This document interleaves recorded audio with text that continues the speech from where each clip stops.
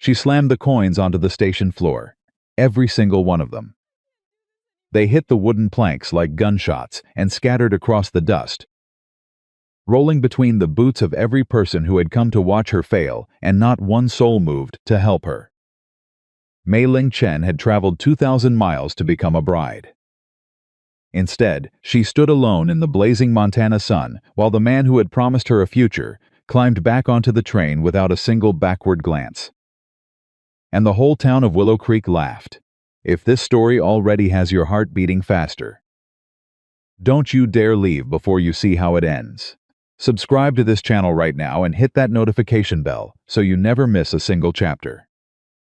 Drop the name of your city in the comments below. I want to see just how far this story travels. Now settle in, because what happens next will stay with you for a long time. The coins were still rolling when Colton Reeves stepped off the porch of the feed store across the street. He had not intended to get involved. He never intended to get involved in anything that happened in Willow Creek if he could help it. And most days the town returned the favor by leaving him alone. People knew better than to drag Colton Reeves into their business. He was the kind of man who showed up for a sack of grain and disappeared before anyone could start a conversation. And that was exactly the arrangement he preferred. But he had seen what just happened.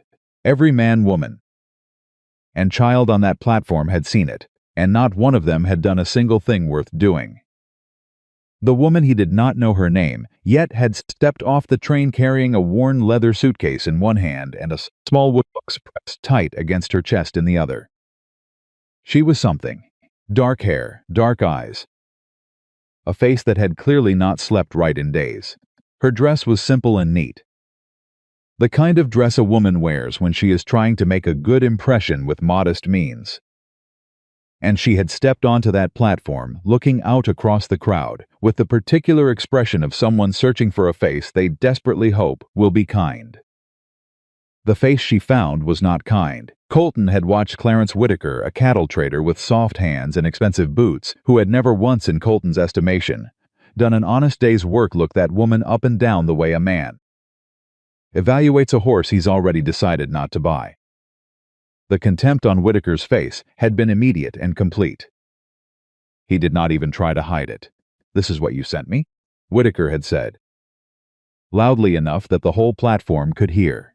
He was speaking to the agent who had arranged the match, but his eyes stayed on the woman. "I asked for a refined woman. A woman of standing." The woman had stood very still. "My name is Mei Ling Chen," she said. Her English was precise, careful, and completely steady. "I believe we have an agreement," had Whitaker said. Past tense. "Sweetheart." He looked at the suitcase. He looked at the wooden box. He looked at her dress and her shoes, and the simple way she had dressed her hair. And something like disgust crossed his face in a wave. "I don't know what they told you about me over in San Francisco," he said, "but I am a man of considerable standing in this community. I need a wife who reflects that. What you are," he gestured at her with one hand. "Dismissive and complete is not that. Mr. Whitaker, I am a businessman," he said, cutting her off. "I don't run a charity." He reached into his coat pocket, pulled out a handful of coins, and held them out toward her. Not gently, not with any pretense of courtesy. He just extended his hand and let the coins sit there like she was a beggar he was already tired of. "This should be enough for a ticket back east," he said. "Or west, or wherever it is you came from." Mei Ling looked at the coins. She looked at Whitaker's face. She looked at the crowd of people watching from every angle, the women near the station house, the men leaning against the post outside the telegraph office, the children perched on the rail fence with wide, curious eyes. Then she took the coins from his hand, and she threw them onto the ground. Every single one of them. They hit the planks and scattered. And the sound rang out across that platform like something being broken that could not be unbroken. And for one full second, nobody moved at all. Whitaker stared at the coins on the ground. Then he looked up at her, and whatever he saw in her face made his expression shift from contempt into something colder. Pick those up. No, Mei Ling said. I am offering you. You are offering me nothing, she said. And her voice did not shake even a fraction of an inch. You made an agreement. You have broken it. That is not my shame to carry. Mr. Whitaker, that is yours. The crowd made a sound, not quite a gasp, not quite a murmur, somewhere in between. Whitaker straightened his jacket. He was a tall man, and he used his height the way men like him always do, leaning it forward like a weapon. You've got some nerve, he said.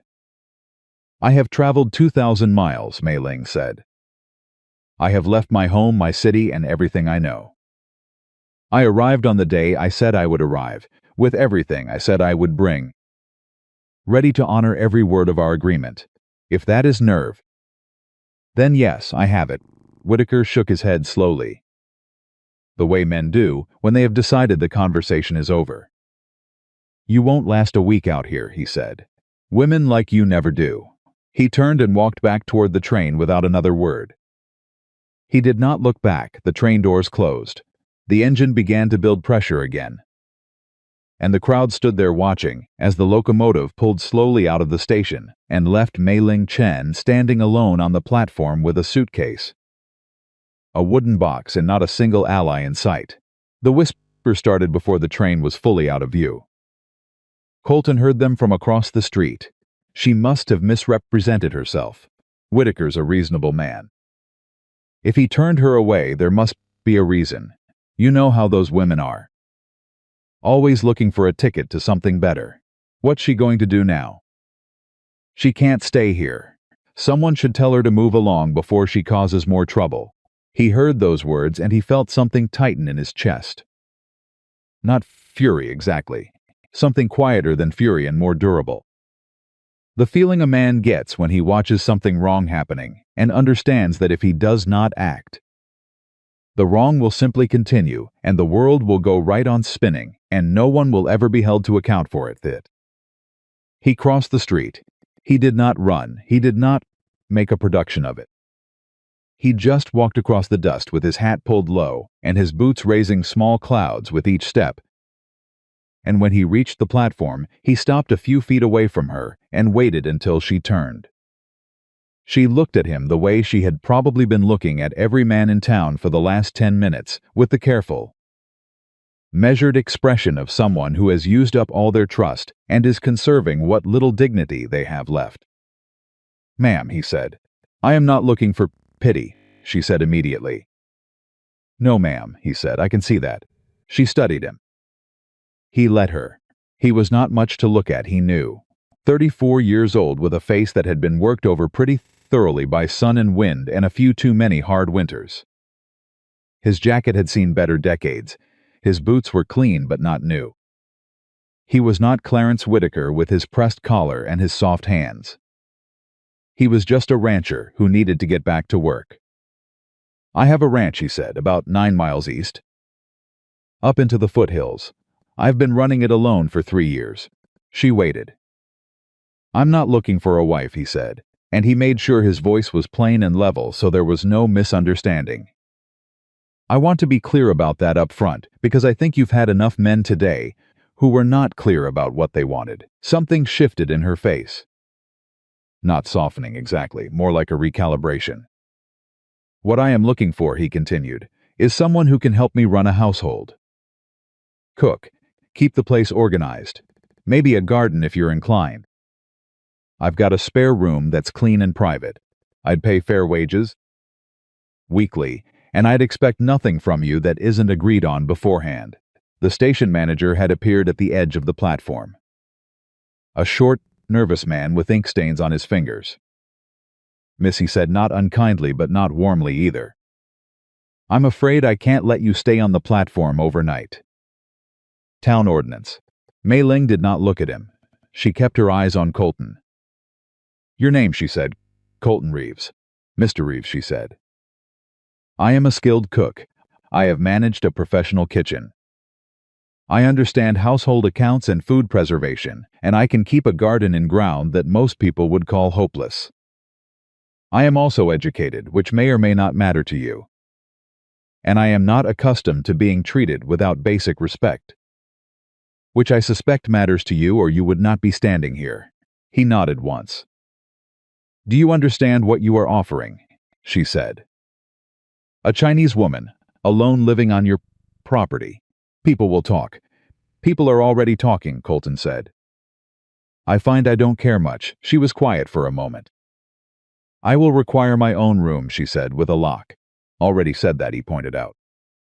"I will require 1 day of rest each week, Sunday," he said.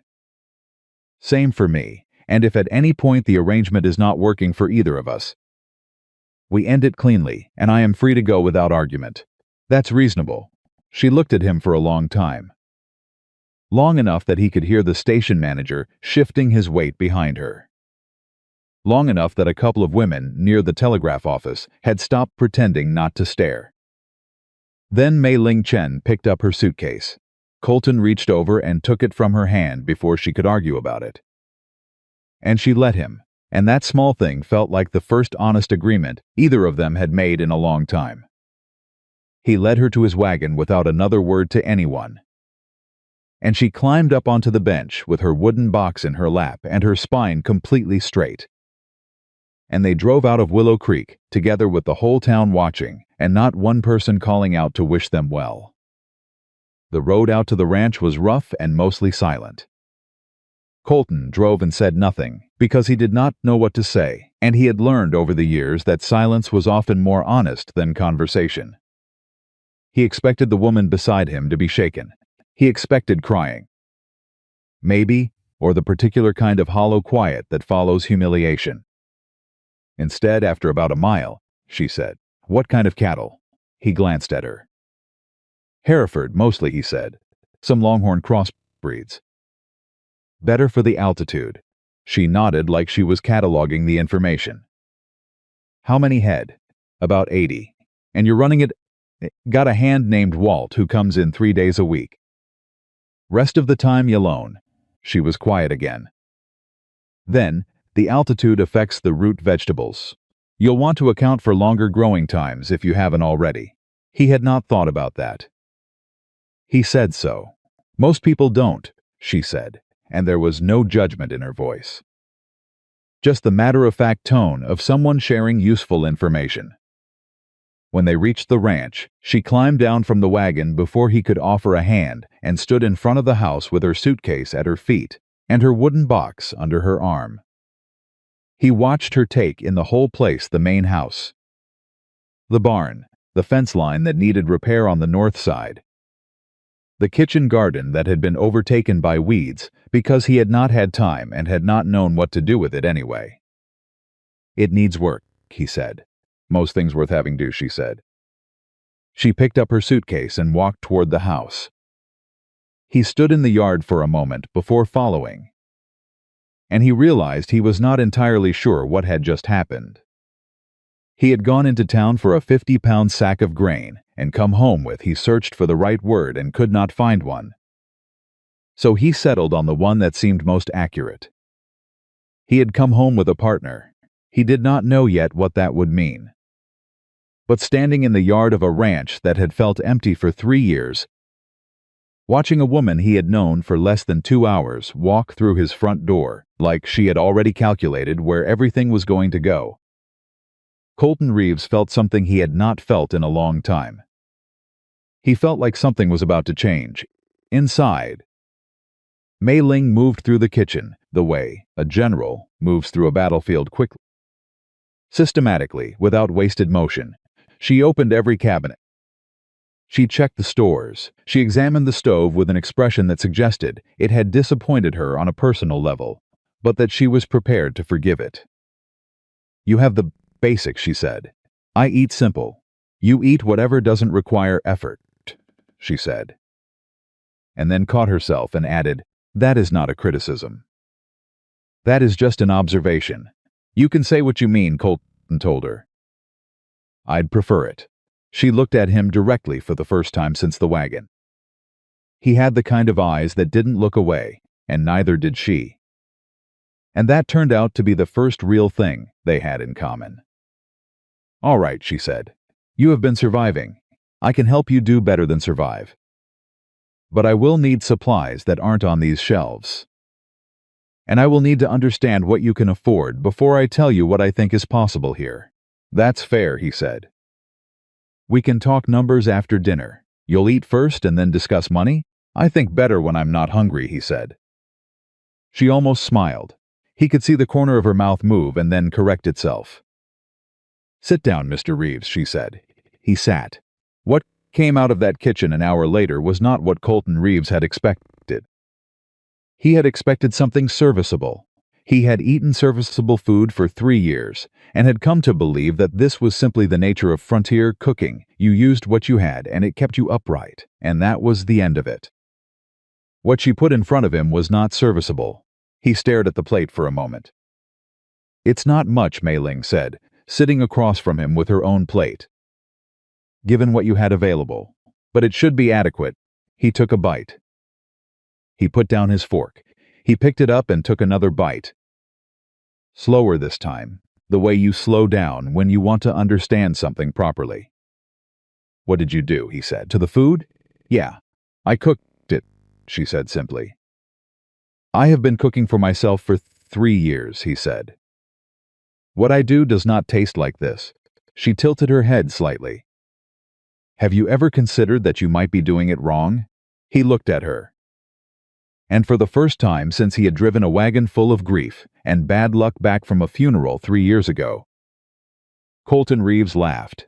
It was not a big laugh. It was not the kind of laugh that fills a room. It was a short, rough sound that surprised him when it came out, like something that had been stored in a place he'd forgotten about. Mei Ling watched him with an expression he could not quite read. I'll take that as a compliment, she said. It is one, he said. They ate in a quiet that was different from the silence on the wagon. That had been the quiet of two strangers who did not know what to say. This was something closer to the quiet of two people who did not need to fill every moment with words. After dinner, he showed her the spare room. It had a bed and a window, and a small dresser, and a hook on the back of the door for her coat. She set her suitcase down and placed the wooden box on the dresser with careful hands, straightening it once and then not touching it again. There's a key, he said, holding it out. She took it. Thank you, she said. And then, because she was clearly the kind of person who meant what she said, for today, not just the room, for everything today. You don't need to thank me for that, Colton said. I know I don't need to, she said. I wanted to, he nodded. He moved to leave, Mr. Reeves. He stopped in the doorway. Why? She asked. You could have kept walking. Every other man in that town kept walking. He thought about it for a moment. He thought about what he could say that would be true, and also not more than she needed to hear right now.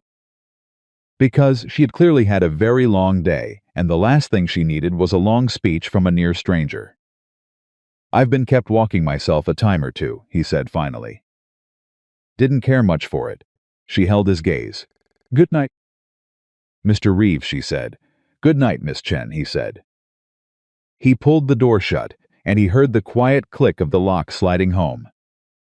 And he stood in the hallway for a moment before walking back toward the kitchen to clean up. Outside, the Montana night had rolled in cold and clear, the way it did at altitude when the summer heat burned off fast. The stars were already thick and bright over the mountain. The cattle had settled. The barn was quiet. Colton sat on the porch steps for a while and thought about the day, which had started like every other day and had ended in a way he could not have predicted if someone had paid him to try. He thought about what the woman inside that room had done, not the cooking. Though that had been remarkable, but the moment on the platform when she had taken those coins from Whittaker's hand and scattered them across the floor of that station without flinching. The way she had stood there afterward, back straight, head up, looking at the man who had just destroyed whatever future she had planned for herself and refusing to give him a single inch of the satisfaction he was looking for. He had seen men try to hold themselves like that in hard moments. He had seen most of them fail. She had not failed. He did not know yet who Mei Ling Chen was. He did not know where she had come from, or what she had given up, or what was inside that wooden box she guarded so carefully. He did not know what had brought her all the way from San Francisco to a cattle town in Montana Territory to marry a man she had never met. But he knew something about character. He knew what it looked like under pressure and what it looked like when there was no pressure, and they were two completely different things. And what he had watched on that platform today was character under the worst kind of pressure. And it had held. That meant something. He didn't know yet exactly what. But it meant something. 3 miles away, in the largest house in Willow Creek, Clarence Whitaker sat in his study with a glass of whiskey and the particular expression of a man who is angry because he made a mistake and does not want to admit the mistake was his. He had heard about the rancher. He had heard about Colton Reeves loading that woman into his wagon and driving off with her before the train was even out of sight. And something about the image had lodged in Whitaker's mind like a splinter small but impossible to ignore. He reached across his desk and pulled a letter from the stack of correspondence he had not yet answered. A letter from a business contact in San Francisco who had written about a woman named Mei Ling Chen and her family, and something about a restaurant and recipes. He read the relevant section again, then he sat very still. He had made a calculation today on that platform. He had looked at her dress and her suitcase and her simple wooden box, and he had done the math the way he always did math, and he had concluded she was not worth his time. He was beginning to wonder if his math had been wrong. He poured another inch of whiskey. Across town, the station manager was sweeping up the coins that were still lying scattered across the platform planks.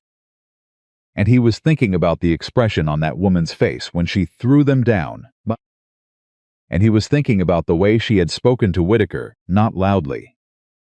Not with hysterics, just straight and level and completely without fear. And he was thinking about how different that had been from what he usually saw in this kind of situation.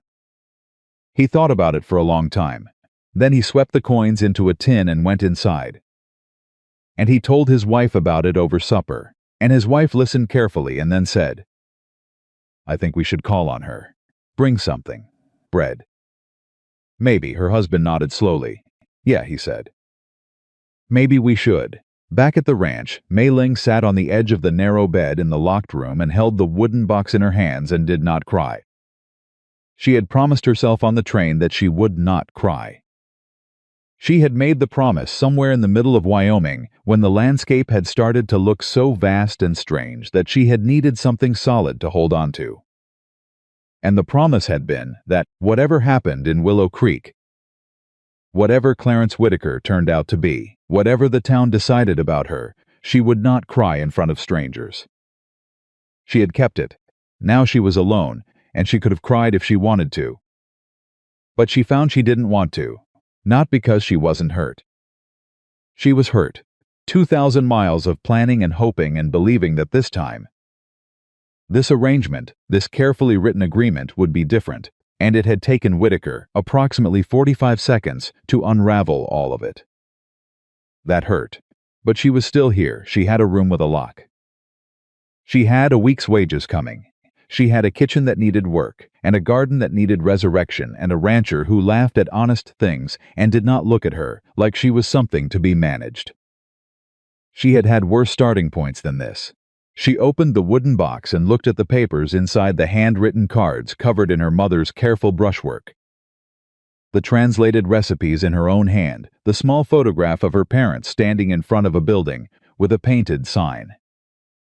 The restaurant that had been everything and then had been nothing, and had left her with this box and the knowledge inside it, and the absolute certainty that knowledge, at least, could not be taken from you. Her father had said that. "They can take the building," he had told her, the night they had closed the restaurant doors for the last time. "They can take the equipment and the tables and the chairs. They can take the name off the sign. But they cannot reach into your head and remove what you know. That is yours. That will always be yours." She had carried the box across an ocean and a continent. And she intended to keep carrying it until she found the place where what was inside it could become something again. She was not sure yet if this ranch was that place. But she had a feeling quiet and cautious. The kind of feeling she had learned not to trust too quickly that the rancher sleeping somewhere on the other side of this wall might be, against all logic and all probability, exactly the kind of man her father would have approved of. She closed the box. She lay down on the narrow bed. And for the first time in weeks, she slept without dreaming. The morning after Mei Ling Chen arrived at Colton Reeves's ranch, she was already in the kitchen before the sun cleared the eastern ridge. Colton heard her before he saw her, the sound of cabinet doors opening and closing, the particular clank of cast iron being moved with purpose, the soft percussion of someone who knew exactly what they were doing and was doing it without hesitation. He had been a light sleeper since Eleanor died. Grief had a way of stealing the deep, restful kind of sleep and leaving only the shallow version, where every sound pulled you back toward consciousness, and the sounds coming from his kitchen at 5 in the morning were so unlike anything he had heard in this house for 3 years that he was up and dressed before he had fully decided to be. He stopped in the kitchen doorway. She had already reorganized the shelves. Not dramatically, not in a way that would make a man feel like his home had been invaded. But the canned goods that had been scattered across 3 different shelves, with no logic he had ever been able to identify, were now grouped by type. The cooking tools that had accumulated in a pile near the stove were hanging on the wall hooks he had put up 2 years ago and never once used. The table was clean in a way it had not been clean since he could remember. "You didn't have to do all this," he said. "I know," she said, without turning around. "I wanted to understand what I was working with." And she turned then. And he could see she had been awake long enough to be fully alert, which meant she had probably slept about 4 hours, and considered that sufficient. "You have the bones of a good kitchen," she said. "Someone built this right. The stove draws well, the counter space is adequate. And whoever put in that window knew what they were doing, because the morning light is exactly where you want it. But you've been treating it like a place to avoid. And it shows." "I'm not much of a cook," he admitted. "No," she agreed, "you are not. But that is not the kitchen's fault." He almost smiled. "Almost. Coffee's ready," she said, and nodded toward the pot on the stove. He poured a cup and sat at the table, and she moved around him with the efficiency of someone who had learned long ago how to work in a space that also contained other people without treating those people as obstacles. She had a small notebook open on the counter. He hadn't seen where it came from, and she was writing in it while something simmered on the back burner. "What's that?" he asked, nodding toward the pot. "Stock," she said. "From the bones in your cellar. You had a good quantity of them, and no apparent plan for them. So I thought I'd make use." He looked at the pot. "I was saving those." "For what?" He paused. "I don't remember." She wrote something in her notebook. "I'll need to go into town for supplies," she said. "Not today, but soon. I've made a list of what's essential and what can wait, and I'd like to talk through it with you, but before I say anything, so you understand where the money is going." "That's responsible of you," he said. "I have managed a budget before," she said. There was something in her voice when she said it, not defensiveness. Exactly, but a careful neutrality that told him the topic had edges. He didn't push. He drank his coffee and watched her work. And he noticed things. The way she tasted whatever she was making before she adjusted it. And how her expression changed in the split second between tasting and deciding. And how her hands moved when she was thinking, not quickly, but with a particular economy, like someone who had learned that wasted motion was waste time, and think something you could not afford. She was good at this. Not just competent, not just trained. Genuinely, naturally, deeply good at it, in the way that some people are good at things that are also part of who they are. He thought about the wooden box on the dresser in her room. He thought about the way she had straightened it and then not touched it again. And the particular care of that gesture, and he wondered what was inside it.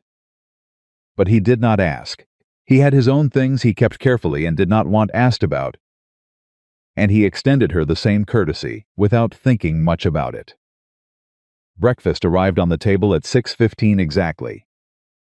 He stared at it. "This is breakfast," he said. "Is something wrong with it?" "No." He picked up his fork. "It's just a lot of trouble for breakfast." "It's the same amount of trouble as any other meal," she said, sitting across from him. "You just haven't been making the effort." "I make eggs." "You make eggs," she agreed, with a tone that said everything it needed to say about his eggs. He took a bite of what she had made, and his opinion of his own eggs dropped considerably. "My mother was the cook in our family," he said, without planning to say it. "She passed when I was 19. After that, I mostly fended for myself." Mei Ling looked at him. Not with pity, which he appreciated, just attention. "What was she like?" she asked. "Practical," he said. "Funny when she wanted to be. She believed in doing things right the first time, because you might not get another chance." He paused. She would have liked this breakfast. Mei Ling was quiet for a moment. "Then that is a very good thing to say." They ate, and the morning came in through that window she had already identified as perfect. And somewhere in the barn a horse made a sound of general complaint about not being fed yet. And Colton pushed back his chair and said he needed to get to work.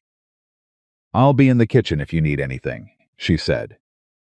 "And I'll have that supply list ready this evening if you want to go over it. After supper," he said. She nodded. He got halfway to the door and stopped. "Miss Chen," he said. She looked up from her notebook. "You slept all right?" he asked. "The room was adequate?" "The room was fine," she said. "More than fine," he nodded. Then he went outside to feed the horse. And he was already 20 yards from the house before he realized he had walked out of the kitchen with something very close to a good feeling, which was an experience he had not had before noon in quite a long time. The first week passed in a pattern that established itself without either of them designing it. Colton worked the ranch from dawn until the light ran out. Mei Ling worked the house and the abandoned kitchen garden and whatever project she had decided needed addressing that day. And in the evenings, they sat across the table from each other and ate food that was getting progressively better as she acquired supplies and figured out what the altitude was doing to her timings. And they talked. Not dramatically, not in the way people talk in stories, with speeches and revelations.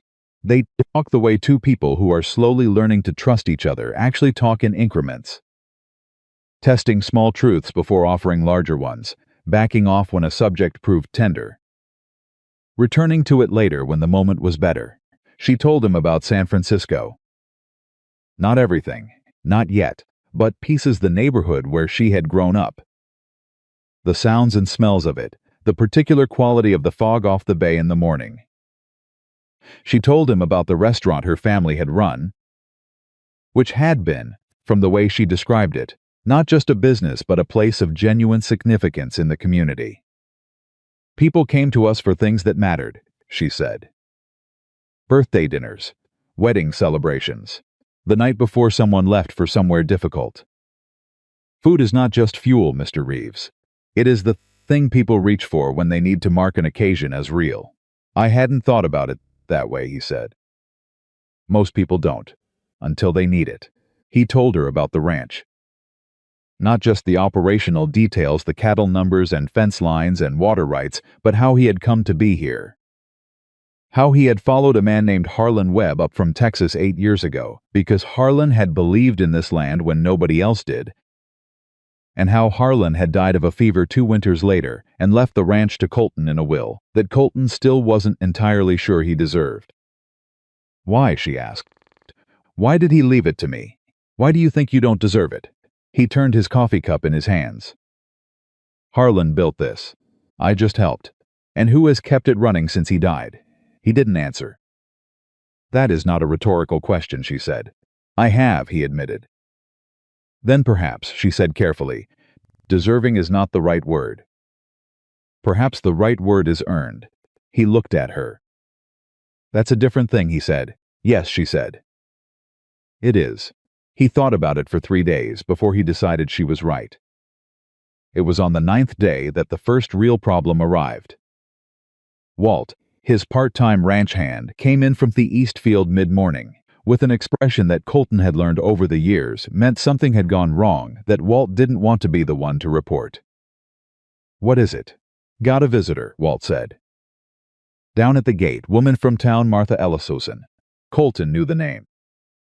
Martha Ellison was the wife of the hardware store owner and the unofficial keeper of Willow Creek's social record, the person who decided what the town thought about things and then communicated that decision through a network of conversations that moved faster than the telegraph. She asked what she wants.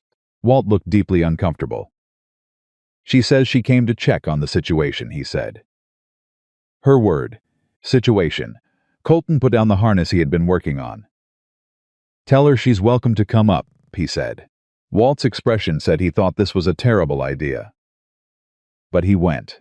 Martha Ellison was a woman in her 50s who carried herself with the specific authority of someone who has never seriously questioned whether their opinion is wanted. She arrived at the house in a buggy with her sister-in-law beside her.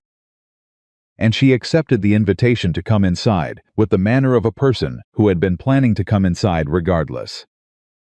Mei Ling was in the kitchen when they came in. She heard the voices in the front room and came to the doorway, wiping her hands on her apron, and took in Martha Ellison and the sister-in-law with a single measured look. "Mrs. Ellison," Colton said.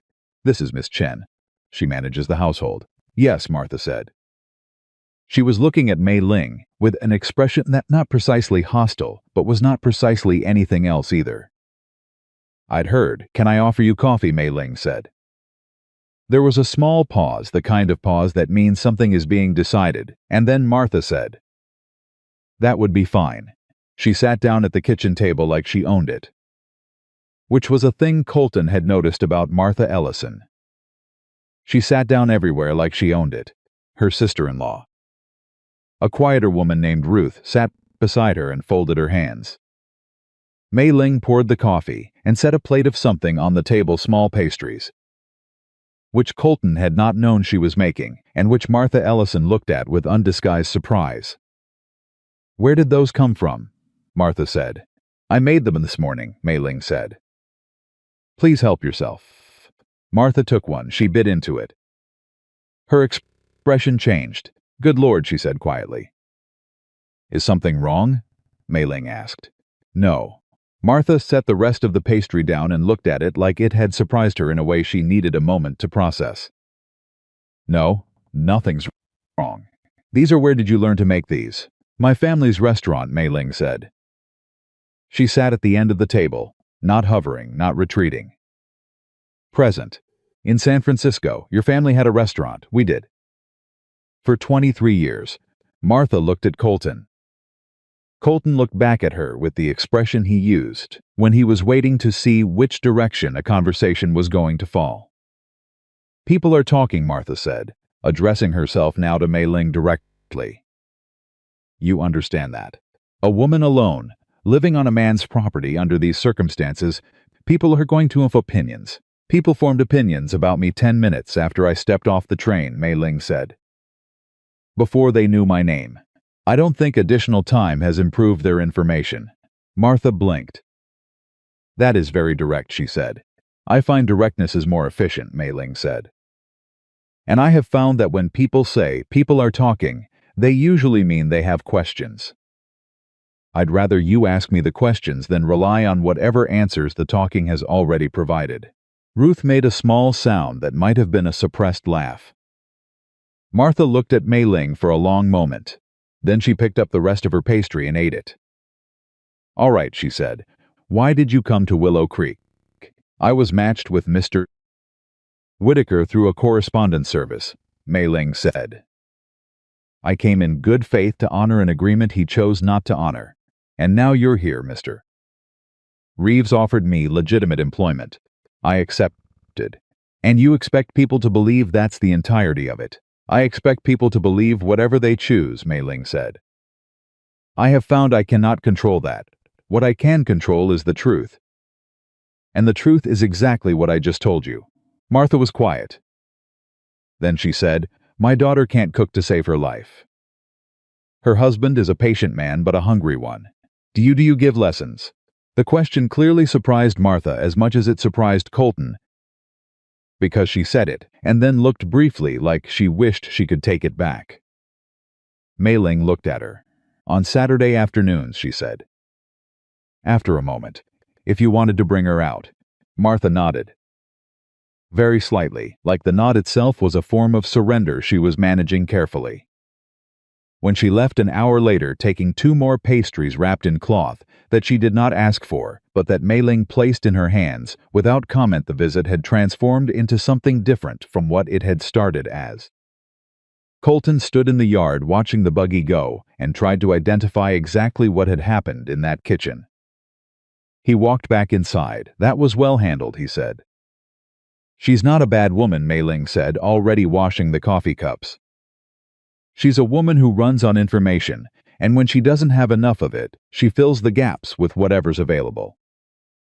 I just gave her better information. And the cooking lessons? She paused. That was not entirely planned, she admitted. But it might be useful. If people know me, if they see me as a person, and not as a story that is better for both of us. Colton thought about that. For both of us, he repeated. She glanced at him over her shoulder. Your reputation is involved too, Mr. Reeves. Whether you care about it or not. He hadn't thought about that part. He thought about it now. I reckon you're right, he said. I usually am, she said, and there it was again, that almost smile. The one that reached her eyes a fraction of a second before her mouth admitted it. He went back to work. The twist came 16 days after Mei Ling's arrival. And it came in the form of a letter. Colton found it on the kitchen table when he came in for the midday meal. Mei Ling was standing beside the window with her arms crossed, and the expression on her face was the one he had not seen since the train platform, controlled and careful, and underneath it, something that was working very hard not to become something else. What is it? He said. She nodded toward the letter. He picked it up. It was from a law office in Billings.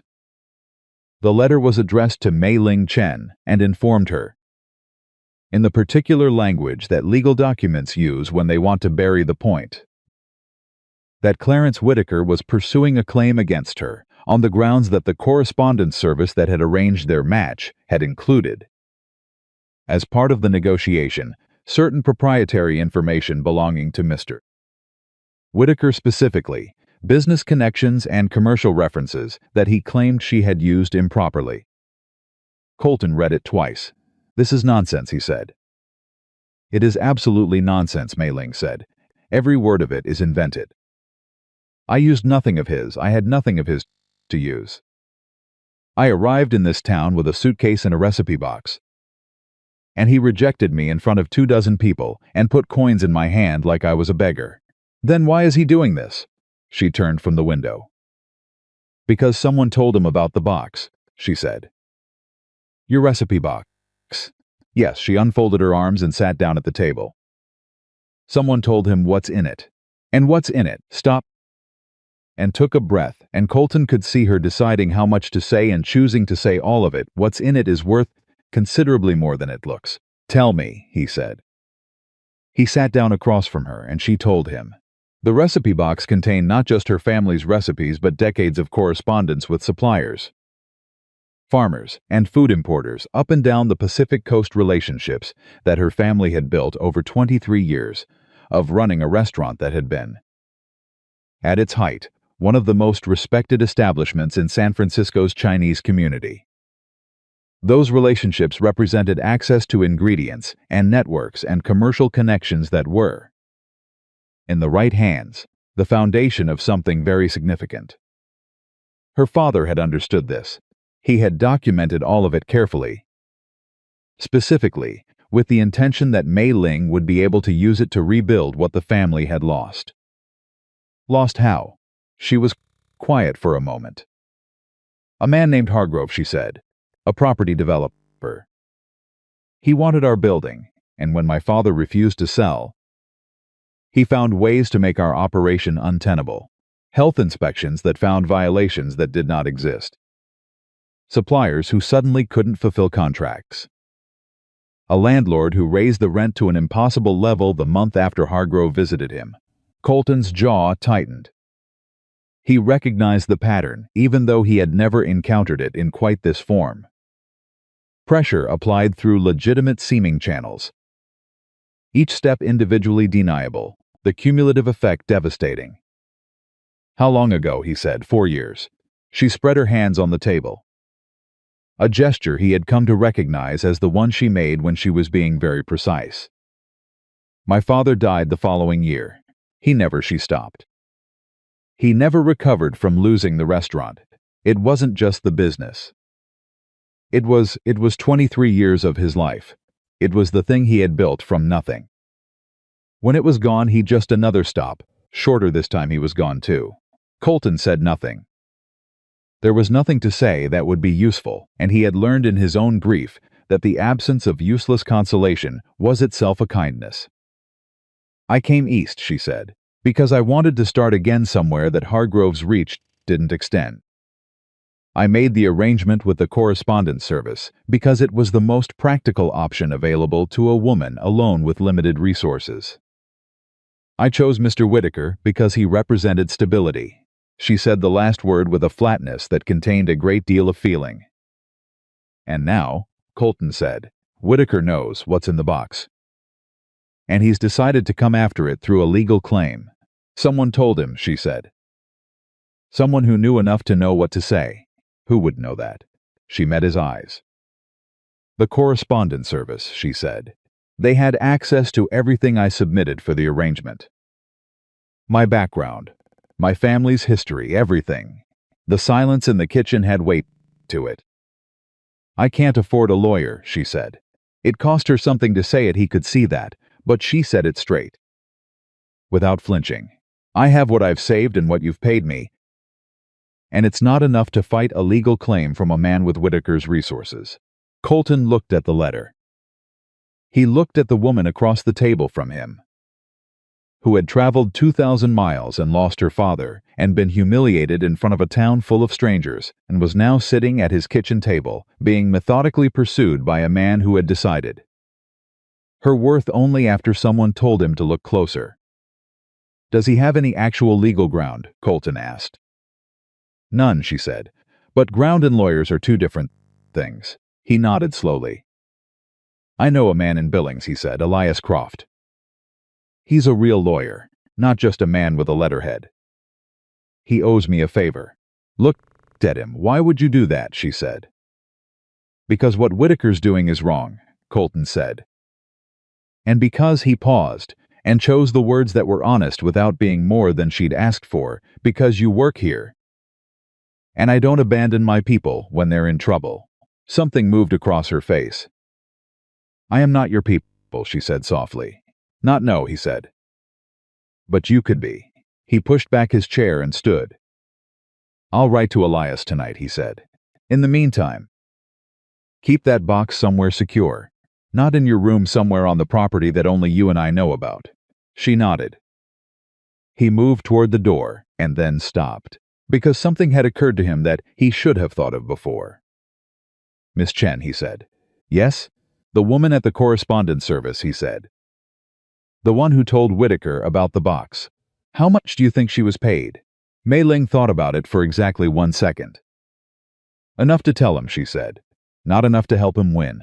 Colton filed that away.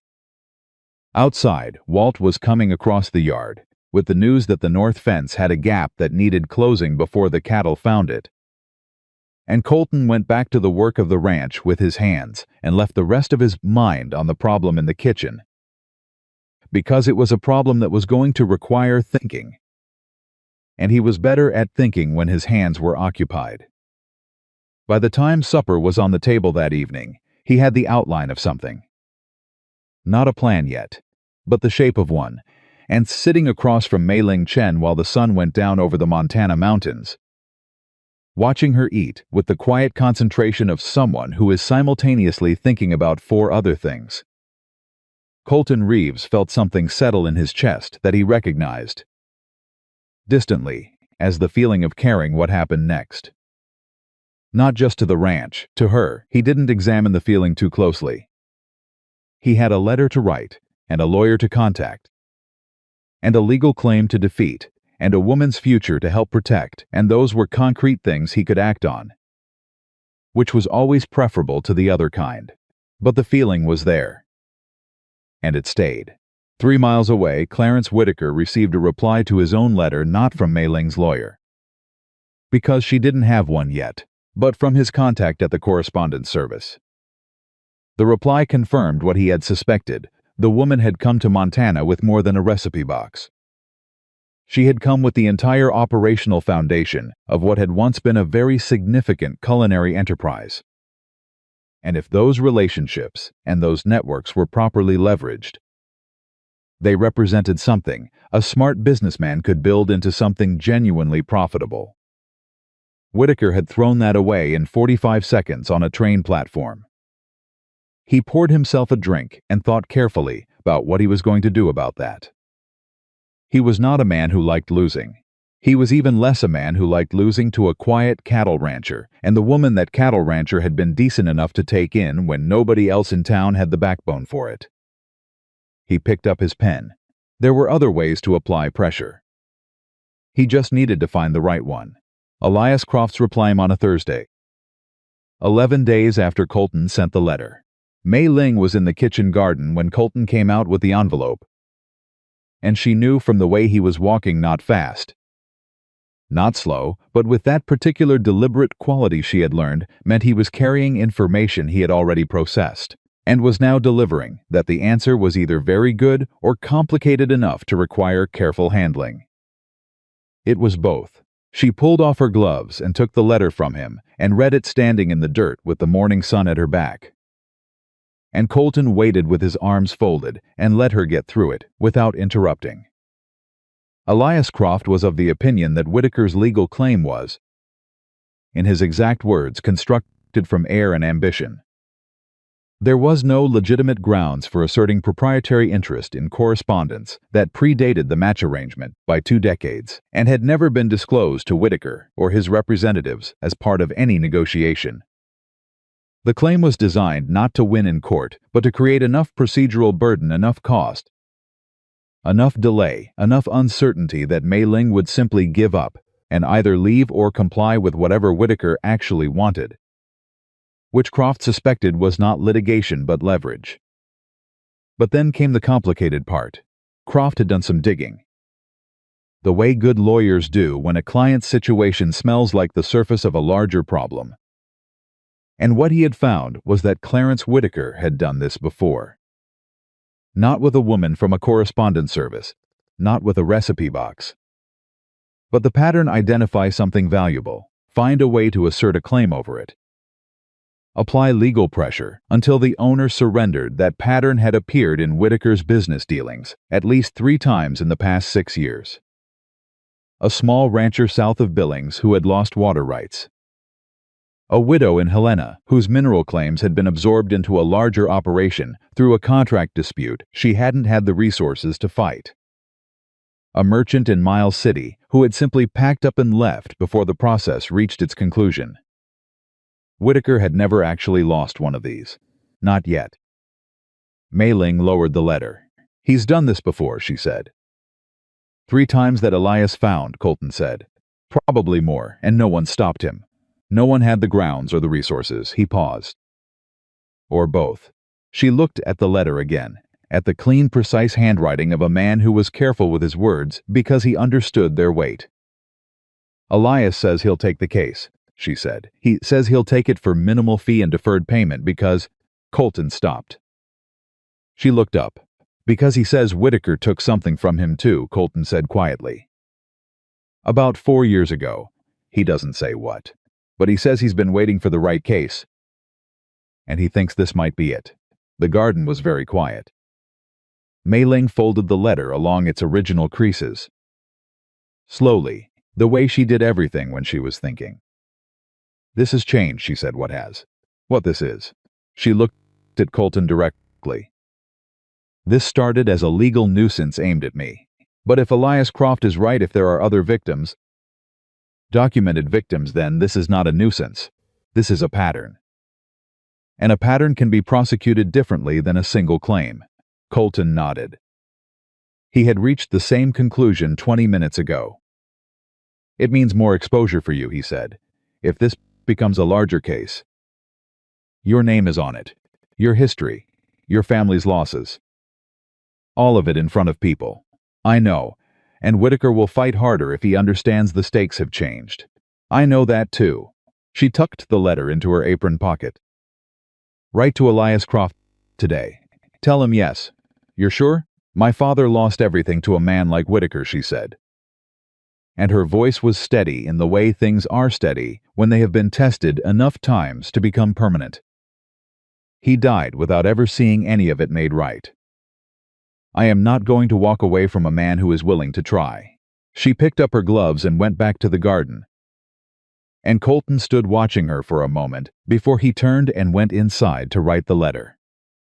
What neither of them knew yet was that Whitaker was not waiting for them to respond to his lawyer. He had already moved to the next step. Walt came in from town 2 days later with the kind of expression that meant bad news he'd had time to rehearse but still hadn't found comfortable words for. And before he'd finished unsaddling his horse, Colton knew something had shifted in Willow Creek. What's going around? Colton said. Walt looked at the ground. Talk, Walt said. About Miss Chen. What kind of talk? Walt pulled his hat off. Talk that she came here under false pretenses. That the correspondence service she came through has a reputation for sending women who aren't what they claim to be. That the reason Whitaker turned her away wasn't about how she looked or what she brought. That he turned her away because he found out something about her before the train even stopped. Colton was very still. Something like what, he said. Walt turned his hat in his hands. That her family's restaurant in San Francisco was shut down by the health authorities, Walt said. For selling things they shouldn't. That her father had trouble with the law. That she came east because she had to, not because she wanted to. Every word of it was a lie. Colton knew it without needing to verify it, because he had heard Mei Ling's voice when she talked about her father, and you cannot manufacture that kind of grief over someone who was actually a criminal. But he also knew that lies told in the right rooms, by the right people, moved faster than truth. Especially in a small town that had already formed a first impression it wasn't entirely comfortable questioning. Who's saying this? Walt shifted. It's not one person. It's just around, the way things get around. Walt didn't answer. Which was its own answer. Colton set down the fence post he had been carrying. Where's Miss Chen? Far as I know. He went inside. She was at the stove, and she turned when she heard his boots. And she read his face the way she read everything quickly and without pretense. What happened? She said. He told her. She listened without interrupting. She stood at the stove and listened to every word, and her face was very controlled. In that way it got when she was managing something under the surface.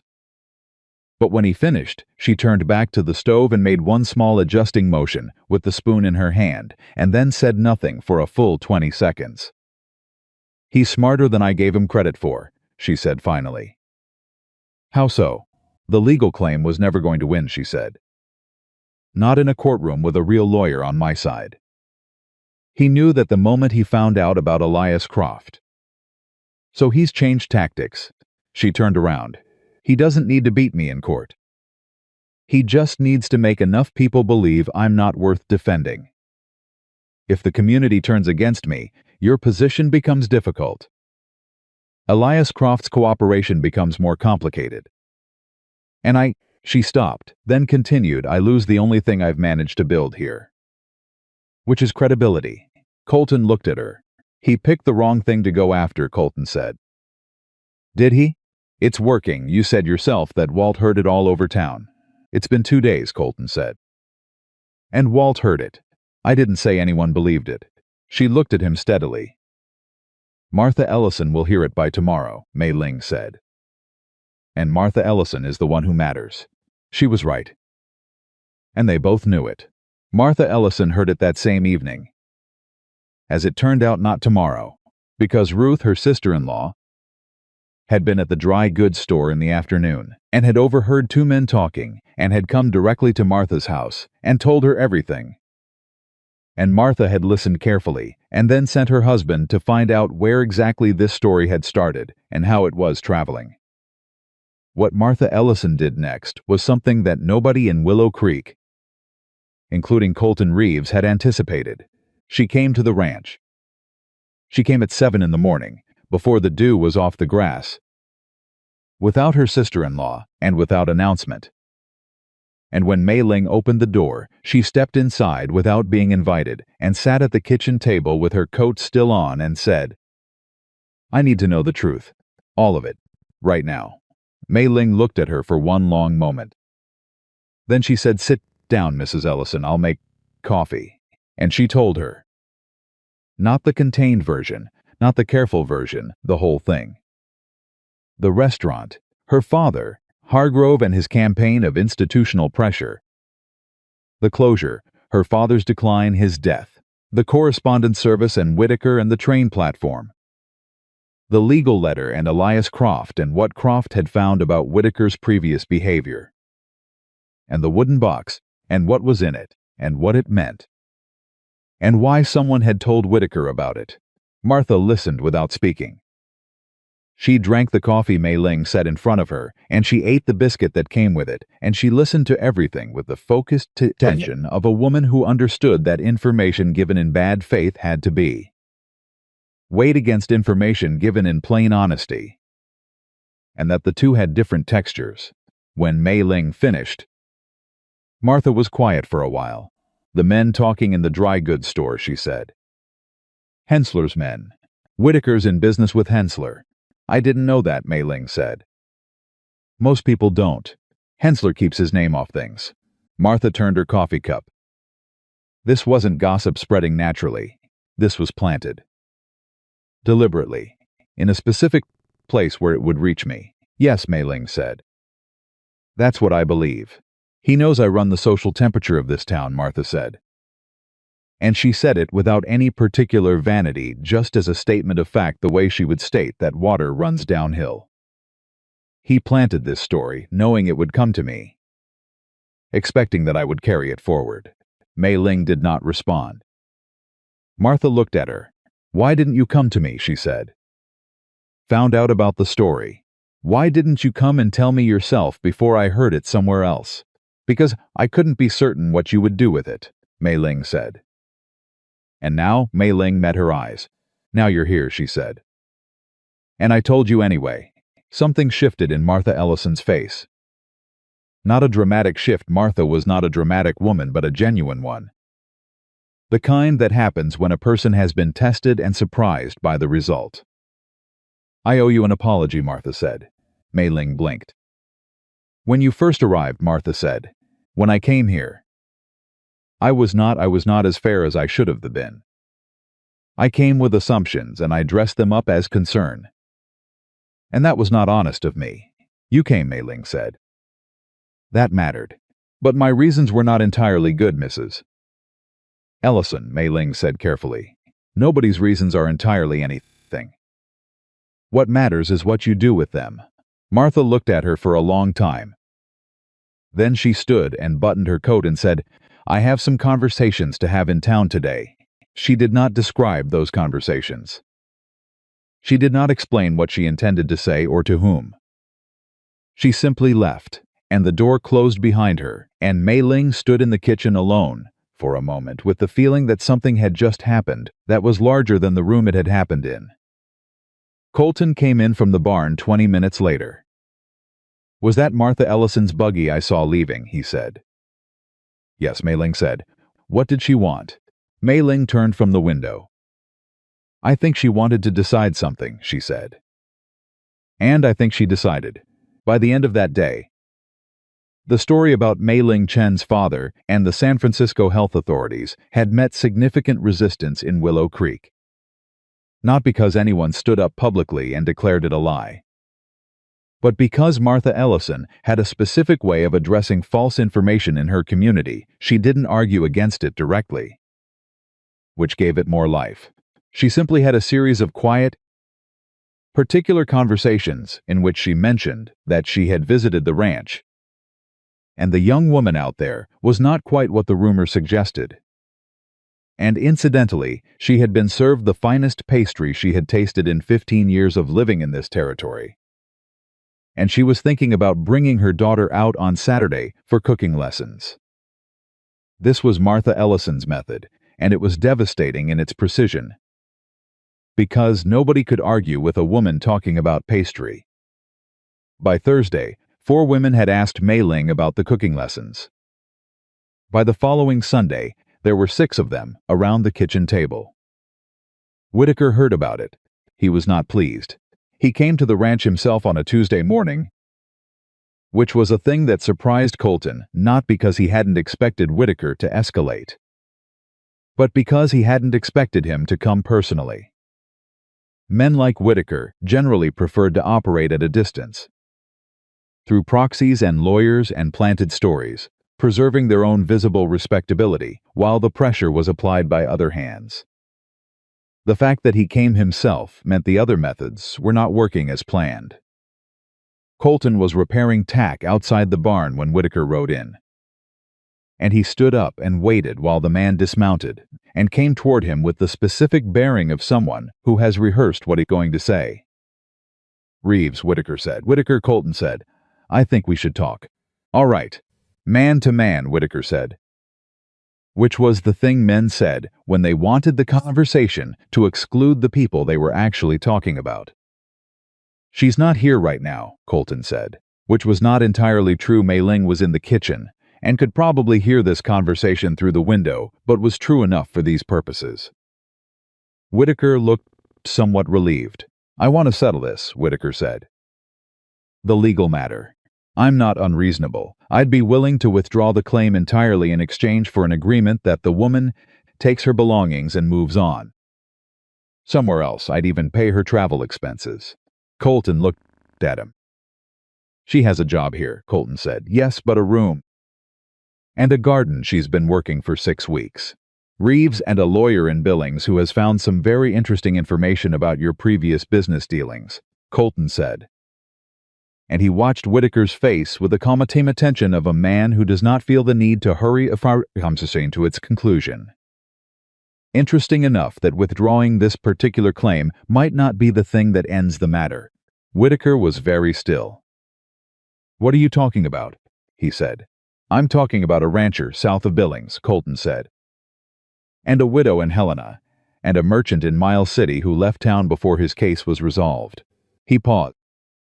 "And I'm talking about Elias Croft, who had a personal encounter with your methods about 4 years back, and has been looking for the right moment ever since." The silence between them was complete.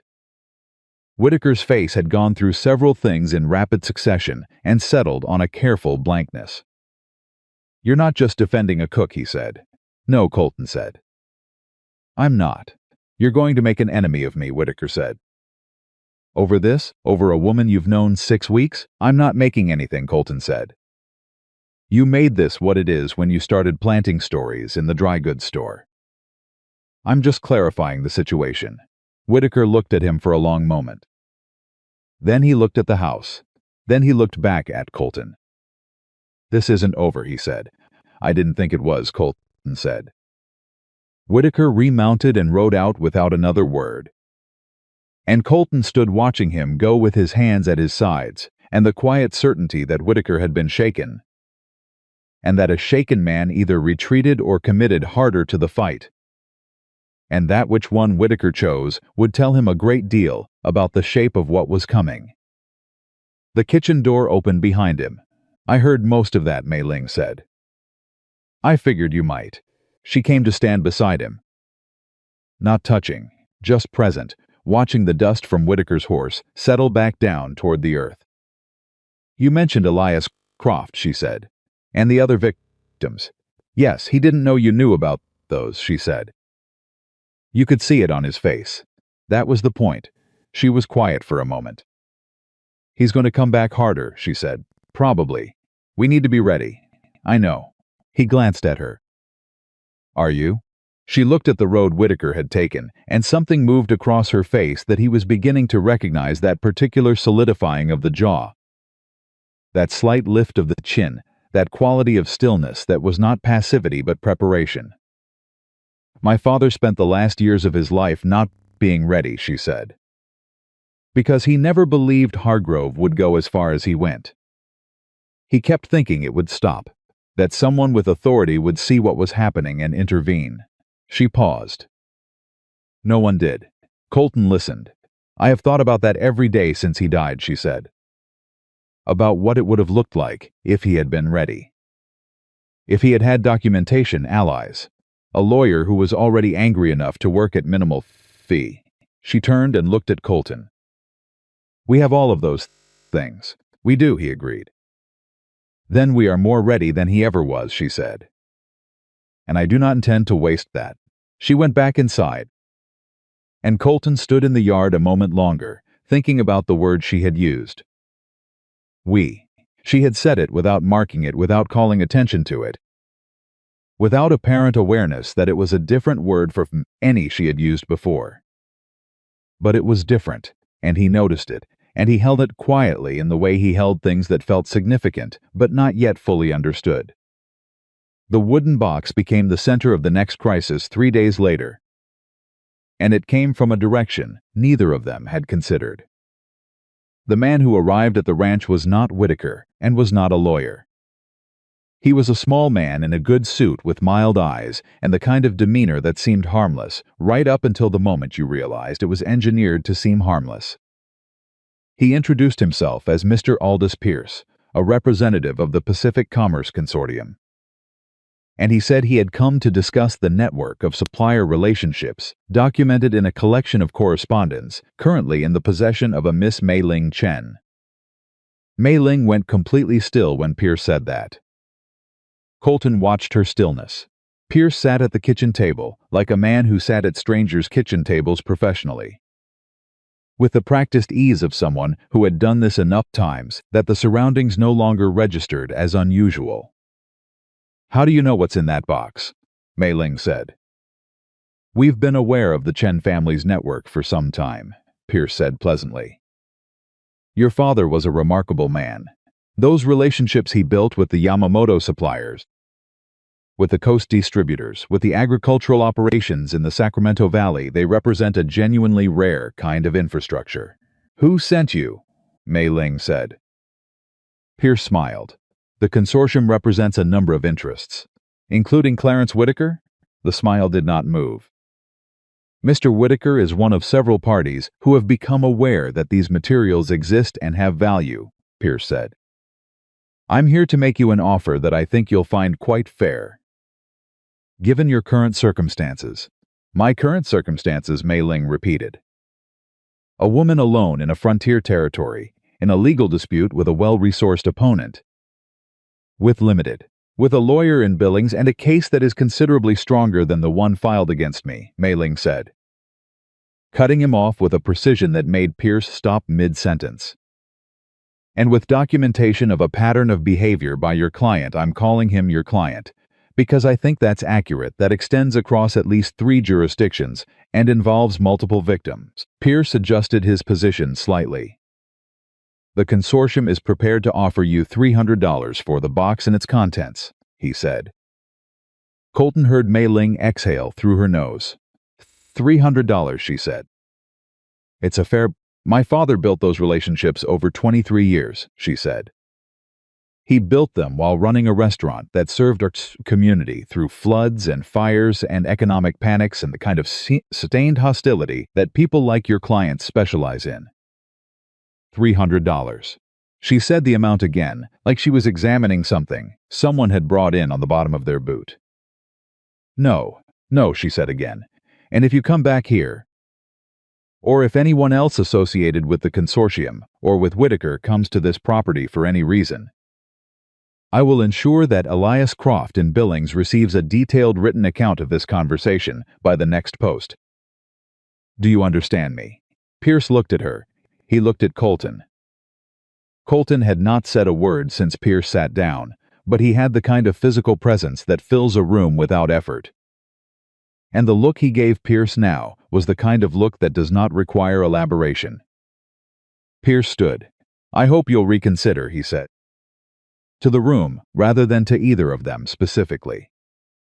"I have considered it," Mei Ling said. "Thoroughly." "Good day, Mr. Pierce." Pierce left, the door shut. Mei Ling sat down in the kitchen chair and pressed both palms flat against the table. "They've been watching," she said, "for longer than I knew. The consortium, that's not Whitaker acting alone. That's organized. He's part of something bigger. Elias needs to know about this today," Colton said. "Today," she agreed. But before he could go write the letter, before either of them could move toward the next step, there was a sound from the road, the fast-coming sound of a horse being ridden harder than necessary, and Walt appeared in the doorway 30 seconds later with his hat in his hand and an expression that said the day had not finished with them yet. "There's a man from the county land office in town," Walt said. "Arrived this morning. He's asking questions about the water rights on this property." Colton went completely still. The water rights on the Reeves Ranch were not a complicated matter, or they hadn't been. Harlan Webb had established them legally and properly before he died. And Colton had maintained the documentation carefully, because water in Montana Territory was not a peripheral concern. It was the center of everything. Without the water rights, the cattle operation was finished. Without the cattle operation, the ranch was a piece of land and nothing more. "Whitaker," Colton said. "That's what I figured," Walt said. "He's going after the ranch," Mei Ling said.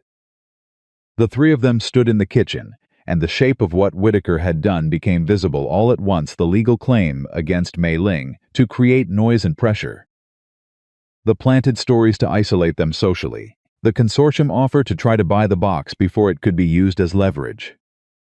And now a land office inquiry that went after the foundation of everything Colton had built here. He wasn't going after Mei Ling anymore. He was going after both of them.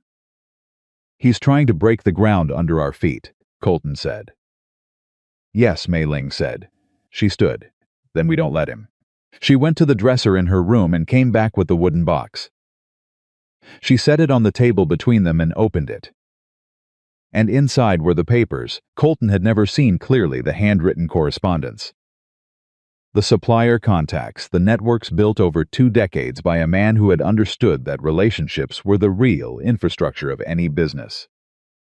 "Your water rights documentation," she said. "Where is it?" "In the desk." "Get it. All of it. Every piece of paper you have that relates to this land." She was already pulling her own papers from the box, sorting them with quick, certain hands. "We are going to write to Elias Croft. And we are going to write to the county land office. And we are going to put every piece of legitimate documentation we have in front of every authority that matters. And we are going to do it today." Colton looked at her. She looked back at him. And in that moment, standing on the opposite side of the kitchen table from a woman who 6 weeks ago had been left standing alone on a train platform, with no allies and nowhere to go, Colton Reeves understood something that had been taking shape for a long time and had only now found its clear outline. She was not someone he was protecting. She was someone he was fighting alongside. Those were entirely different things, and the difference mattered more than he had words for, right now. "All right," he said. He went to the desk. Outside, the afternoon was moving fast toward evening, and 3 miles down the road, Clarence Whitaker was receiving word that his emissary had been turned away. And the look on his face in that moment was not the look of a man who was going to give up. It was the look of a man who had just decided that everything he had been doing so far had been preliminary. The real pressure was about to begin. The letters went out that same evening, 2 of them, written by lamplight at Colton's desk, while Mei Ling sat across from him, sorting her papers into ordered piles with the focused precision of someone preparing for a battle they intend to win. The letter to Elias Croft described Pierce's visit, the consortium, and the land office inquiry in plain, factual language. Colton wrote it, and Mei Ling read it and added 3 sentences at the end that Colton recognized as being more legally precise than anything he would have produced on his own. "How do you know how to write to a lawyer?" he asked. "I watched my father do it for 2 years, while Hargrove was taking everything apart," she said. "You learn fast when the stakes are real." The second letter went to the county land office directly, a formal request for the specific nature and basis of the inquiry into the Reeves property water rights. Citing the original documentation Harlan Webb had filed in 1871 and the unbroken chain of maintenance since. Mailing found 2 errors in Colton's first draft and corrected them without comment. He let her, because they were real errors, and pride was not a luxury either of them could afford right now. Walt rode into town before dawn to post both letters. Then they waited. Waiting was the hardest part. Colton had always known that about himself he was a man built for action. For the concrete problem that could be addressed with physical effort or direct confrontation. And the suspended uncertainty of waiting for institutions to respond was a particular kind of misery. He worked the ranch harder during those days, driving himself through fence repairs and cattle checks and barn work until his body was too tired to sustain the restlessness of his mind. Mei Ling did not appear to wait at all. She cooked. She taught. She worked the garden with the intensity of someone who understood that growth could not be rushed, but effort could always be applied. On Saturday, 6 women arrived for the cooking lesson, and the sound of voices in the kitchen laughter. Questions, the clatter of shared work was so foreign to the ranch's ordinary silence that Colton stood outside the barn just listening for a minute before he caught himself and went back to work. Martha Ellison came every Saturday now. She had stopped bringing her sister-in-law as chaperone and started bringing her daughter, a pleasant young woman named Clara who had as advertised. No instinctive relationship with food, but tremendous enthusiasm for acquiring one. Mei Ling was patient with Clara in a way that suggested she genuinely liked her. Which Colton noted because Mei Ling's patience was not the performed kind that people produce when they feel obligated. It was real. On the 3rd Saturday, Martha stayed after the others left. Colton was doing tack work near the barn door and could hear them through the kitchen window without trying. "There's going to be a hearing," Martha said. Colton's hands went still. "What kind?" Her voice was calm. "The land office inquiry." "It's not just an inquiry anymore. Whitaker's filed a formal challenge to the water rights." "There's going to be a county hearing in 3 weeks. A silence. "How do you know this?" Mei Ling asked. "My husband does business with the land office clerk," Martha said. "Not improperly. They just talk. The clerk told him this morning." Another pause. "He also said the challenge paperwork referenced a survey error from 1869. Before Harlan Webb filed anything. They're claiming the original survey was flawed and that the water allocation was never properly established. A survey error from 1869, Mei Ling repeated. "Convenient timing for that to surface, isn't it?" Martha said. Colton set down the harness he was holding and walked to the house. He came through the kitchen door, and both women looked at him.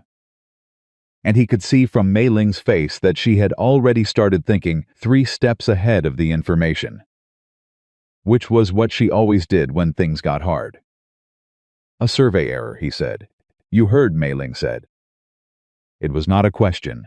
"The original survey for this land was done by a man named Aldrich," Colton said. "He worked this whole territory in 68 and 69. I've got his documentation. Whitaker's lawyers will have reviewed it," Mei Ling said. "If they're citing a specific error, they've found something or manufactured something in that paperwork. Or they're bluffing," Martha said. "They're not bluffing," Mei Ling said. "Men like Whitaker don't file formal challenges on a bluff. They've found a weakness or created one. The question is which." Colton looked at her. "What do we need?" he said. "The original Aldrich survey documents," she said immediately. "Every page. And Elias Croft needs to know about this today.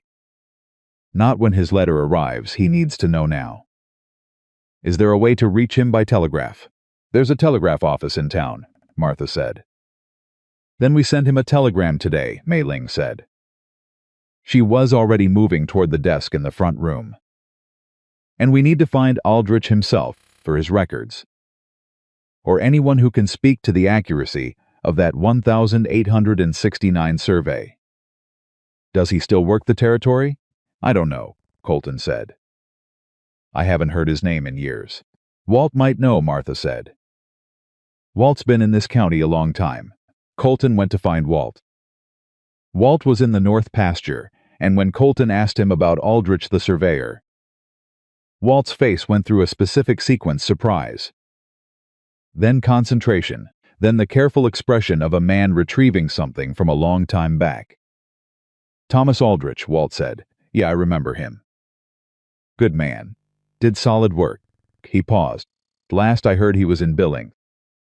Retired but still in Billings. Had a daughter married to a hardware man there. Could you find him? Walt looked at him carefully. This about the water rights? Whitaker's challenging the survey. Walt was quiet for a moment. Then he said, I'll go to Billings myself if that's what it takes. Colton looked at his ranch hand, this quiet, steady man who had shown up 3 years ago, looking for 3 days of work a week, and had stayed without anyone particularly discussing the permanence of it, and felt something that was not quite gratitude. Because gratitude did not cover the actual weight of it. I'll cover your expenses, Colton said. I know you will, Walt said, and went to saddle his horse. The telegram to Elias Croft went out within the hour. Martha Ellison, who turned out to have a more complicated relationship with the town's telegraph operator than Colton had known, ensured it was sent promptly and without unnecessary attention from curious ears. Croft's response came the next morning. It was 9 words. Reviewing challenge filing. Do not speak to land office alone. He already knew, Mei Ling said, reading the telegram. He's been watching Whitaker's moves, Colton said. He's been watching them longer than we have, she said. That means he may know things we don't. She set the telegram on the table. We need him here, not writing back and forth. Here, Billings is 2 days' ride. I know how far Billings is, she said. Can he come? Colton thought about it. I'll ask, he said. He sent another telegram. This one was longer. The reply came that afternoon. Arriving Thursday. Have information. Colton read those 2 sentences and felt the peculiar sensation of a situation that had been moving too fast, suddenly gathering itself for something larger. Have information was not the language of routine procedure. That was the language of a man who had found something. He showed it to Mei Ling. She read it twice.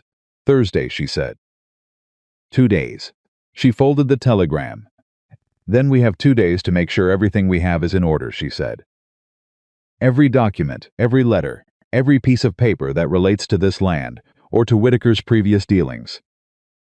I want it all organized before Elias Croft sits at this table. You want to help him prepare, Colton said. I want him to walk in here and find everything already done, she said. I want the only thing left for him to do to be the thing only a lawyer can do. Colton looked at her. You've been here 8 weeks, he said. And you're organizing the legal defense of a ranch that isn't yours.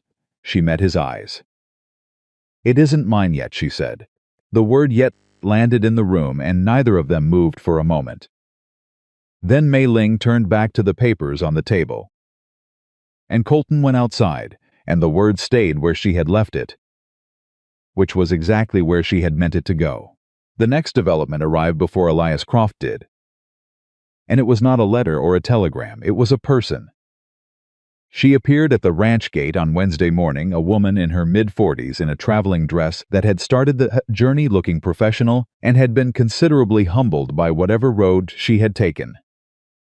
She asked Walt for Mei Ling Chen and would not give her name until she was standing in the kitchen doorway and had looked at Mei Ling's face directly for a long moment. You don't know me, the woman said. My name is Frances Dowd. I worked for the Pacific Correspondence Service in Denver. Mei Ling went still. Come in, she said. Frances Dowd sat at the kitchen table with her hands clasped together in the way of someone who has rehearsed what they're going to say but is no longer entirely confident in the rehearsal. I was the intake agent, she said, when you registered with the service. I processed your file. You know what was in my documentation, Mei Ling said. Yes. Francis Dowd looked at the table, and I know who I spoke to about it afterward. Colton, who had come in from the yard when Walt had come to get him, sat at the end of the table and said nothing, and let the woman talk. Whitaker contacted the service about 6 months before you registered, Francis said. He had used us before, not for a match, for information. He paid the service to flag certain types of incoming profiles. Women with commercial backgrounds, business connections, family networks that had value. She paused. Your profile, the restaurant history, the supplier relationships, the correspondence your father had documented, it was exactly what he was looking for. He was never interested in a wife, Mei Ling said. He was interested in what a wife might bring with her, Francis said. Yes, the silence in the kitchen was very complete. He arranged the match specifically to get access to your family's network, Colton said. And when he saw her in person, Mei Ling said slowly. Working through it, he made a calculation. He thought he could take the box without honoring the arrangement. He thought if he humiliated me publicly on that platform and gave me coins and sent me away, I would be too shattered to do anything but leave. Francis nodded. He didn't expect you to refuse the coins, she said. He didn't expect any of this. You weren't supposed to have resources. You weren't supposed to have allies. You were supposed to be gone. Mei Ling looked at her. Why are you here? She said. Why are you telling me this? Francis Dowd's hands tightened against each other. Because I have a daughter, she said. She's 19. And I have spent the last 2 months thinking about what I did, what I was paid to do, and what it would have meant if it had worked. If you had left. If everything your father built had been absorbed into Whitaker's operation without a single person knowing how it happened. She looked up. I want to give a statement to your lawyer, whatever he needs. Mei Ling looked at Colton. Colton looked at Francis Dowd. Elias Croft arrives tomorrow, he said. Francis nodded. She said, that night. After Francis Dowd had been shown to the extra room that Colton had quietly furnished over the past weeks without quite acknowledging to himself why he was doing it, and after the lamps in the house had been turned down, Mei Ling sat on the porch steps in the dark, and Colton came out and sat beside her. Not close, just beside. The way two people sit when they have been through enough together that proximity no longer requires justification. He planned it from the beginning, she said. Yes, before I ever left San Francisco. Before I ever wrote a single letter to that service. She was looking at the dark line of the mountains. I thought I was making a choice. Starting over. I was being hunted, you were, Colton said. And you're still here. She turned her head and looked at him. Because of you, she said. No, he said. You were still here before I crossed that street. You threw those coins on the ground before I got to you. That was you. She was quiet for a moment. You make it sound very simple, she said. It is simple, he said. It's not easy, but it's simple. You didn't break. That's on you, not me. She turned back toward the mountains.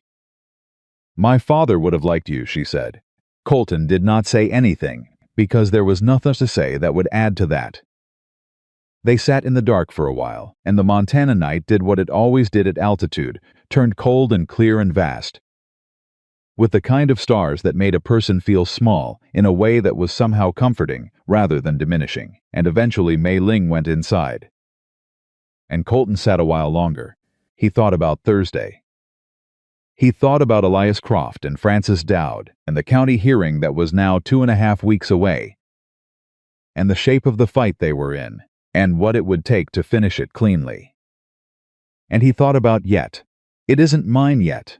He had been turning that word over for 2 days, and he knew what it meant, and he knew what it would mean to respond to it properly. And he also knew that the time for that particular conversation was not now.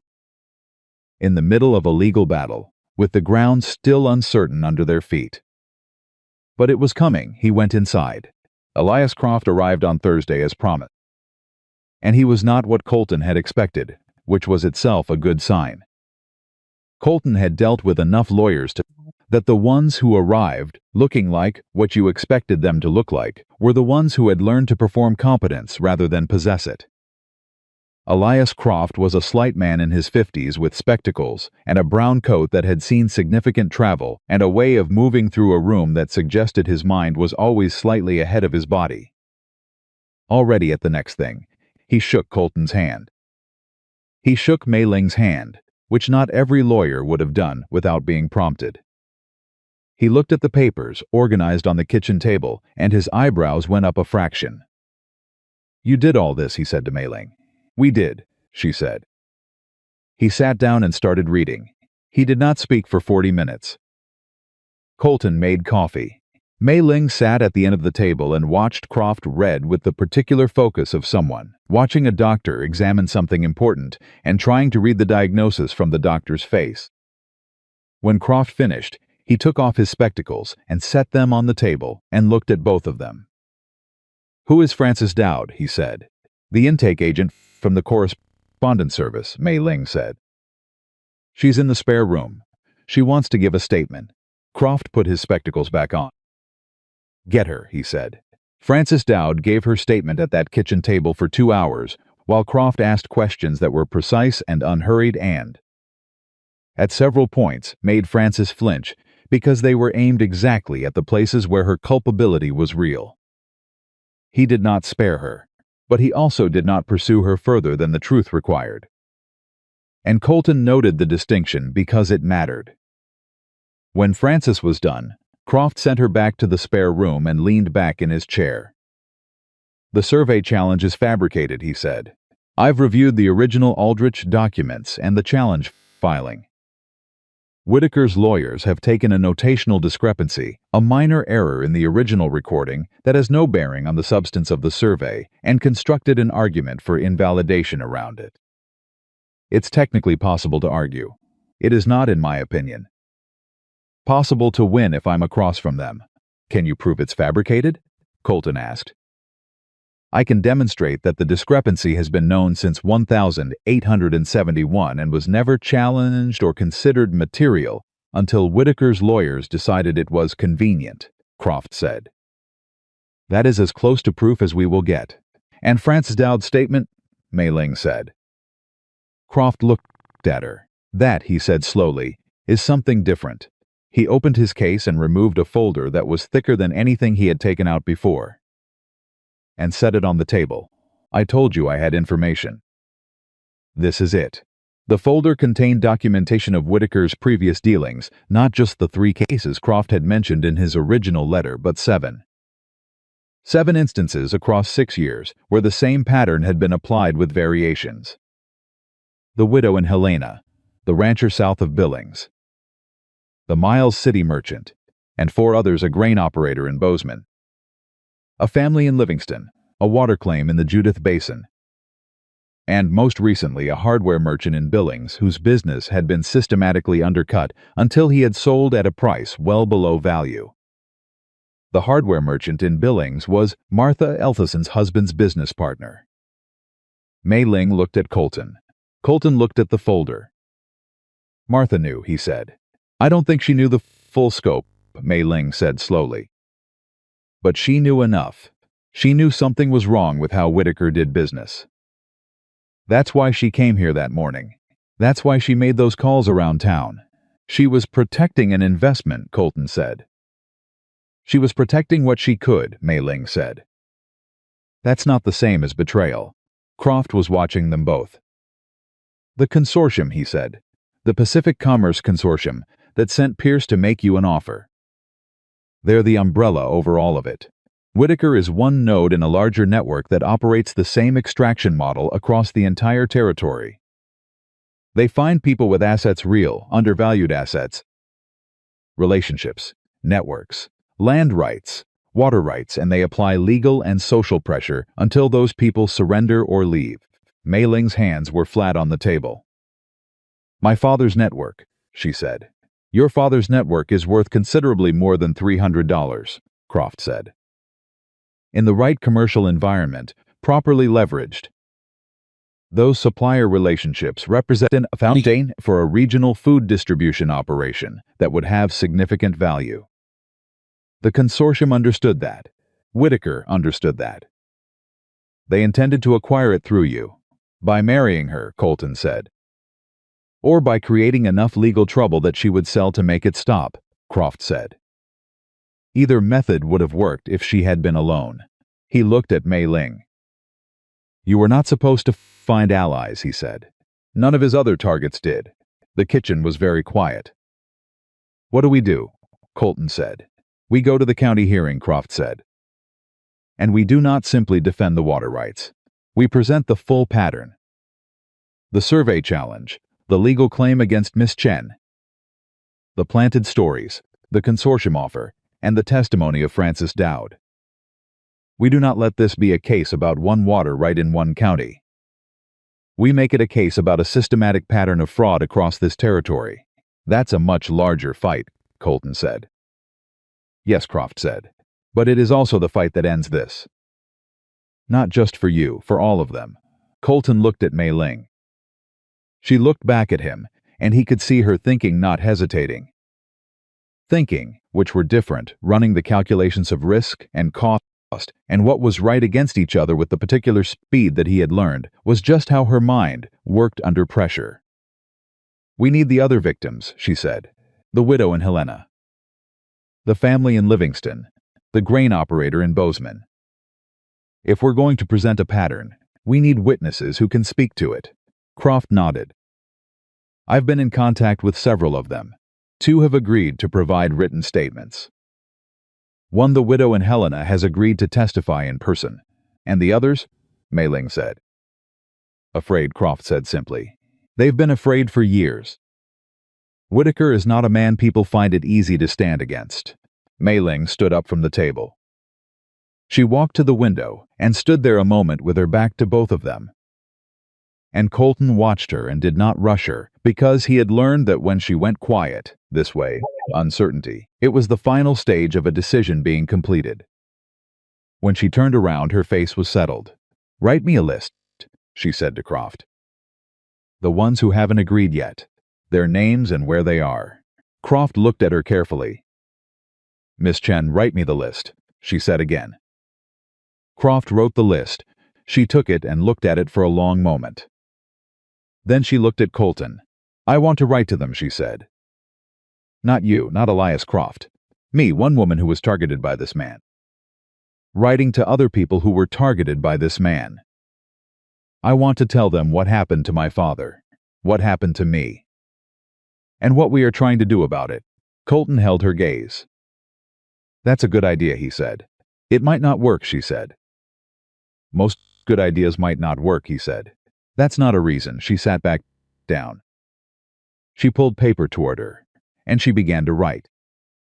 The letters went out the next morning, 5 of them. Each one different, each addressed to a specific person in a specific situation. Each written in the plain and honest voice of someone who had been through what they had been through and was not asking for anything except the courage to stand up together rather than stay down separately. Croft left for Billings the same day to begin preparing the formal response to the Water Rights Challenge, taking Francis Dowd with him for her formal deposition. Walt came in that evening with a message from the land office. The hearing had been moved up 2 weeks, not 3, which meant Whitaker had been informed of Croft's involvement and had decided to accelerate before the lawyer had time to build the full case. Colton read the notice and felt the tight, clear feeling of a man who knows the fight has been fully joined. He went to find Mei Ling. She was in the kitchen, as she almost always was in the evenings. And she had been crying, not dramatically, not in the way of someone overwhelmed, but in the quiet way of someone who had held a great deal together for a long time and needed a moment alone with what it had cost her. She heard him come in and straightened and did not pretend she hadn't been crying, which was one of the many things about her that he had come to understand was a form of trust. The hearing's been moved up, he said. I figured, she said. He set the notice on the table and sat across from her. You don't have to be there, he said. Croft can handle the legal argument without I am going to be there, she said. I know, he said. I wanted to say the other thing first. She looked at him. Why, she asked. Because it needed to be said, he told her. Because you should know that you have a choice, that you always have a choice. And then you can decide. Something moved across her face, not the almost smile this time. Something fuller and less guarded. My father never had anyone say that to him, she said quietly. He just fought because he had to, because there was no one telling him he could stop if he needed to. Can you stop if you needed to? Colton asked. She thought about it honestly. No, she said. But I'm glad you asked, he nodded. She picked up the hearing notice and read it. 2 weeks, she said. 2 weeks, he agreed. Then we'd better be ready, she said. Outside, the first response to one of her letters had already arrived at the post office in Willow Creek, a single page from the widow in Helena. Short and plain and ending with 4 words that Mei Ling would not read until morning. 4 words that would change the shape of everything that was coming. I will be there. The letter from the widow in Helena was still in Mei Ling's hand when she came to breakfast the next morning. She had read it 3 times before dawn, and each time the 4 words at the bottom hit her differently, not easier. Not harder, just differently, the way truth does when you keep returning to it from different angles, and it keeps holding. I will be there. Colton saw it in her face before she said a word. Good news? He said. She set the letter on the table and slid it toward him. He read it. Then he looked up at her. The widow, he said. Her name is Catherine Marsh, Mei Ling said. Whitaker took her husband's water claim 4 years ago. Used a contract dispute to force a sale at a price so low it barely covered their debts. Her husband died 8 months later. She paused. She's been living with her sister in Helena since. She said she has been waiting for someone to do exactly what we are doing. That's 2 in-person witnesses, Colton said. Her and Francis Dowd, 3, Mei Ling said. He looked at her. The grain operator in Bozeman wrote back this morning too, she said.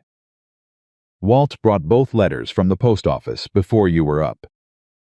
His name is Thomas Carney, he said. She pulled the second letter from her apron pocket and read from it, he said. And I want you to hear the exact words. I have told no one about what Whitaker did to me because I was ashamed that I let it happen. If you are not ashamed, then neither am I. Colton was quiet for a long moment. You did that, he said. We did that, she said. The same way I keep telling you. He handed the letter back to her. 11 days to the hearing, he said. 11 days, she agreed. Elias Croft needs to know today. I'll telegraph him this morning. And I need to write to Catherine Marsh and Thomas Carney. Directions to Willow Creek, what to expect, what Croft will need from them. She was already moving toward the desk. Also, she stopped. Colton looked at her. She was standing very still in a way that was different from her ordinary stillness, not the stillness of someone thinking, but the stillness of someone who has just heard something they were not expecting. What is it? He said. She turned slowly. The correspondence service, she said. Francis Dowd told us she was the intake agent. She told us who she spoke to after reviewing my file. She paused. She did not tell us who directed her to flag profiles like mine in the first place. I assumed it was Whitaker's instruction directly, but Francis said the consortium. She stopped again. The consortium was using the correspondence service as a sourcing tool, Colton said. Following her. Which means there are more files, Mei Ling said. Not just mine. Other women who registered with that service and who had profiles flagged for the same reasons: commercial background, family networks, valuable connections. Other women who were matched with men connected to Whitaker and the consortium. She looked at Colton. What happened to them? The silence was immediate and complete. We need to ask Francis, Colton said. We need to ask Francis today. He sent 2 telegrams that morning instead of 1. The response from Croft arrived by mid-afternoon. He was already in contact with Francis Dowd and had asked her to compile what she could recall about flagged profiles. He expected a preliminary list by the end of the week. He also said, in the clipped language of a careful man trying to contain his own reaction, that the scope of what they were uncovering was larger than he had originally assessed, and that he was in communication with a federal land office inspector in Denver who had been quietly investigating the consortium for 18 months. A federal inspector. Mei Ling read the telegram, and then she sat down in the kitchen chair and looked at the wall for about 30 seconds, which was her version of a significant emotional reaction. "This is not a county hearing anymore," she said. "No," Colton said. "It isn't. Whitaker knows," she said. "He has to know. You don't move a hearing forward 2 weeks unless you're afraid of what's coming. He's trying to resolve this at the county level before it becomes something he can't contain, can he?" She looked at Colton. "Not if we don't let him," she said. The next 9 days were the most compressed of Colton Reeves's adult life, and he had lived through a cattle fever that killed 30 head in 4 days, and a winter that froze the water lines 3 times in a single month. But those had been emergencies that required physical endurance. And this required something different, the particular stamina of staying clear-headed and deliberate when every new development arrived faster than the last, and every one of them had consequences that branched in multiple directions. Catherine Marsh arrived from Helena on the 6th day, and she was a woman of 50 with steady hands and very direct eyes, and the particular quality of someone who has been angry for a long time and has learned to carry it without letting it distort her. She shook Colton's hand, and she shook Mei Ling's hand, and then she sat down and said, "Tell me what you need from me, and I'll tell you if I can give it." Thomas Kearney arrived from Bozeman the day after. A large, quiet man with a beard going gray, who had driven a wagon 2 days over rough road and appeared entirely unapologetic about the mud on his boots. He sat at the kitchen table and looked at the organized documentation and said, "Who put all this together?" "Mei Ling," Colton said. Kearney looked at her. "I had a daughter your age," he said. "She has better sense than I do. You remind me of her." He paused. "That's a compliment. I take it as one," Mei Ling said. Elias Croft arrived 2 days before the hearing with a case that had, in his own assessment, transformed from a county land dispute into something that could reach as far as the territorial governor's office. The federal inspector in Denver, a man named Hollis Reed, had provided documentation of the consortium's activities across 6 territories. He could not appear at the county hearing himself, but he had provided a sworn affidavit that Croft intended to use as the foundation for expanding the scope of the proceeding. The night before the hearing, all of them were at the ranch Croft at the desk reviewing his notes. Catherine Marsh and Thomas Kearney at the kitchen table going over their testimony with Mei Ling. Walt somewhere in the background being useful in the quiet way he always was. Martha Ellison had come that afternoon with her husband. And her husband, a calm, deliberate man named George, who turned out to share Colton's view that Whitaker had been doing damage in this county for years, had offered a written account of what had happened to his business partner in Billings. Colton stood in the doorway of the kitchen and looked at what had gathered around his table, these people, who had all been targeted and isolated, and who were now, through a chain of events that had started with a woman throwing coins on a train platform, in the same room together, and felt something that he did not have a clean word for. Not triumph. Not yet.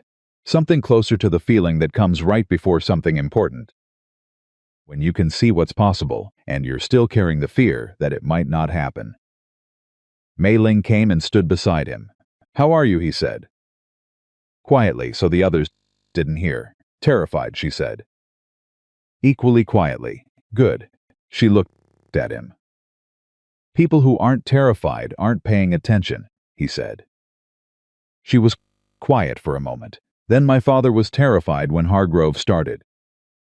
He thought the terror meant he was going to lose. Did it? He didn't know how to use it," she said. "He let it make him smaller instead of sharper." "You don't do that," Colton said. She turned and looked at him fully. "You sound very certain," she said. "I've been watching you for 3 months," he said. "I'm certain." She held his gaze for a moment. and something passed between them that did not require words and acknowledgement of everything that had accumulated between two people who had been building something together without explicitly naming what they were building. Then she went back to the table, and Colton went to make sure there was enough coffee for the rest of the night. The county hearing was held in the meeting hall in Willow Creek, and it was supposed to be a procedural matter, a land records dispute between a property owner and a challenger. The kind of thing that happened in frontier counties with some regularity and was generally resolved with minimal drama and sent home. By 9 in the morning, the meeting hall was full. Colton had not expected that. He had expected Whitaker's lawyers and the county assessor and perhaps a clerk or two. He had not expected what appeared to be most of Willow Creek, standing along the walls and filling the chairs with focused attention of people who understood that something real was being decided. Martha Ellison had been busy. Whitaker was there with 2 lawyers' men from Billings in expensive suits, with the confident bearing of people accustomed to being the most prepared people in any room. They looked at Croft's table, where Colton and Mei Ling and Croft sat, with Catherine Marsh and Thomas Carney in the row behind them, and the senior lawyer's expression flickered. Just briefly, with something that was not confidence. He had not known about Catherine Marsh. He had not known about Thomas Carney. Colton watched Whitaker look at those 2 faces, and watched the calculation happening behind Whitaker's eyes, the rapid reassessment of what this had become versus what he had prepared for. Whitaker looked across the room and found Colton. Colton looked back at him and did not look away. The county assessor, a thin man named Burgess, who appeared intensely uncomfortable with the room he was presiding over, called the hearing to order and invited Whitaker's lawyers to present the basis of their challenge. The challenge took 40 minutes to present. It was carefully constructed around the 1,869 survey discrepancy, supported by 2 affidavits from surveyors who had reviewed the notation error and found it material, and built toward the conclusion that the original water rights filing was defective and should be voided. It was polished, it was professional, and it was, as Croft had predicted, entirely an argument built on a foundation that was technically present but substantively hollow.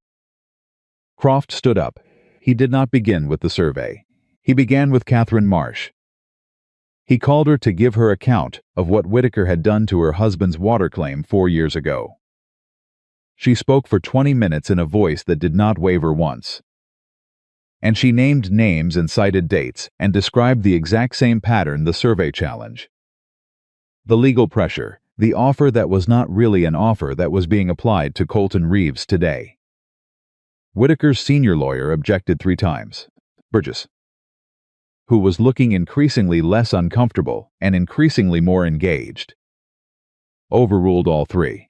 Then Croft called Thomas Carney, who described what had happened to his grain operation in Bozeman in the same specific, dated, unembellished language of a man who had been waiting years to say it in a room where someone had the authority to hear it.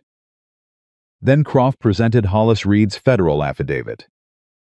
The room was completely silent when Croft read the relevant section aloud, the federal inspector's assessment that the Pacific Commerce Consortium had operated a systematic pattern of asset extraction across 6 territories over 8 years. Using legal challenges, institutional pressure, and fraudulent claims to acquire undervalued assets from individuals who lacked the resources to resist. Whitaker's senior lawyer stood up. "This is outside the scope of a county land hearing," he said. "On the contrary," Croft said, not looking at him. Addressing Burgess directly, the challenge to Mr. Reeves's water rights is a direct application of the pattern described in this federal affidavit. The challenge is not a legitimate land dispute. It is an instrument of a fraudulent extraction scheme. And I am asking this hearing to find it void on that basis. Burgess looked at the federal affidavit. He looked at Whitaker's lawyer. He looked at the room. "I'm going to need a recess," he said. The recess lasted 45 minutes. Colton and Mei Ling sat in the hall outside the meeting room, and Croft paced with his hands behind his back, and Marsish and Thomas Carney sat quietly with the composure of people who had done their part and were now in the hands of something larger. Walt appeared with coffee from somewhere. Nobody asked where he had gotten it. Martha Ellison came and sat beside Mei Ling. "How are you holding?" Martha said. "I don't know yet," Mei Ling said. "Ask me when it's over." "It's going well," Martha said. "I know what this room looks like when it's going badly." "This is not that." Mei Ling looked at her. "You've been in this room before," Mei Ling said. "My husband's partner," Martha said simply. 2 years ago. It didn't go well. We didn't have what you have." Mei Ling reached over and put her hand briefly on top of Martha's. Martha looked down at the hand, and then back at Mei Ling, and did not say anything, because there was nothing she needed to say. The recess ended. Burgess had been joined by a second official, a territorial land commissioner, who had apparently been in Willow Creek for unrelated business, and had been summoned to the hearing during the recess by someone who understood that this proceeding had exceeded the authority of a county assessor acting alone. The commissioner's name was Patterson, and he sat beside Burgess with the air of a man who had read everything during the recess and was not pleased about what he had read. He asked Whitaker's lawyer a direct question. He asked it quietly, which made it more effective. He asked whether Whitaker's legal team was aware that the surveyor who had provided one of the 2 affidavits supporting the challenge had previously provided a similar affidavit in the Helena water claim 4 years ago. The same claim involving Catherine Marsh's husband. The same surveyor, the same pattern, the same result. Whitaker's senior lawyer said he was not aware of that connection. Patterson looked at him for a very long time. "I would like to suggest," Patterson said, still quietly, "that you consult with your client before proceeding further." There was a 20-minute consultation. When Whitaker's lawyer came back, he announced that his client was withdrawing the survey challenge in its entirety. The room made a sound. Not cheering, it was a legal proceeding in a county hall. Not a theater, but a collective exhaling, a shifting. An audible release of something that had been held tight for a long time. Colton felt it happen and kept his face still. Beside him, Mei Ling's hand found his arm and pressed once, briefly, and let go. But Croft was not finished. He stood and addressed Patterson directly and asked the commissioner, given the pattern of evidence presented and the federal affidavit from Inspector Reed, to formally refer the matter to the territorial court for investigation of the broader consortium activities, including the fraudulent legal claim filed against Mei Ling Chen and the documented cases involving Catherine Marsh, Thomas Kearney, and the other victims whose written statements were entered into the record. Patterson said he would do so. He also said, looking at Whitaker for the first time during the proceeding, that the territorial office would be requesting a full accounting of Whitaker's business dealings in this county for the past 7 years. Whitaker said nothing. For the first time since Colton had known the man's face, since the day he had watched him hand coins to a woman on a train platform and tell her she wasn't worth his time, Clarence Whitaker had nothing to say. He left the hearing without speaking to anyone, and his 2 lawyers followed him. And the door closed, and the room began to breathe again. Thomas Kearney leaned forward and shook Croft's hand without a word. Catherine Marsh sat very straight and closed her eyes for exactly 3 seconds and then opened them and looked at Mei Ling. "Your father would be proud," she said. Mei Ling did not respond immediately. She pressed her lips together and looked at the table and then looked up. "I hope so," she said. Outside the meeting hall, Willow Creek rearranged itself the way towns do when something has shifted permanently. The people who had watched and waited made their positions visible, now that the risk of choosing a side had resolved itself. And the people who had whispered about Mei Ling Chen in the weeks after her arrival found that the whispers had nowhere to go anymore. Martha Ellison stood on the steps of the hall and spoke to no one in particular, and everyone within earshot, and said that she intended to be first in line if Mei Ling Chen ever decided to open a restaurant in this territory, and that she expected at least 6 other women present to be second through seventh, which produced a sound from the assembled Willow Creek residents that was considerably warmer than anything the town had offered on the day of the train. The station manager, the nervous man who had told Mei Ling she couldn't stay on the platform that first day, came and found her in the crowd outside the hall. He held out his hand. "I owe you an apology," he said. "From the first day. I should have—" "You did what you thought was right," Mei Ling said. She shook his hand. "That day is over," he nodded, relieved and a little ashamed, and moved away. Colton found her in the middle of all of it, surrounded by people and yet somehow slightly apart from them. The way she always was, fully present, fully engaged, and also keeping a small private space around herself that nobody could quite account for. He stood beside her without speaking until the crowd thinned. Then he said, "Let's go home." She looked at him. "Yes," she said. "Let's." They drove back to the ranch in the same wagon they had driven 9 weeks ago. And the road was the same road, and the mountains were the same mountains. But the silence between them was entirely different from the silence of the first journey. That had been the silence of 2 strangers being careful with each other. This was the silence of 2 people who had been through something together and did not need to narrate it. Walt, who had gotten back ahead of them, had done something quietly remarkable. He had set the kitchen table for a proper meal, with a cloth and the good plates that had been in the cabinet since Harlan Webb's time and had not been used since. And there was a pot of something on the stove that he must have prepared ahead of time. And he was nowhere to be seen, which was exactly the right thing to be. Mei Ling stood in the kitchen doorway and looked at the table. She made a sound that was almost a laugh and almost something else. "Walt," she said to the empty kitchen.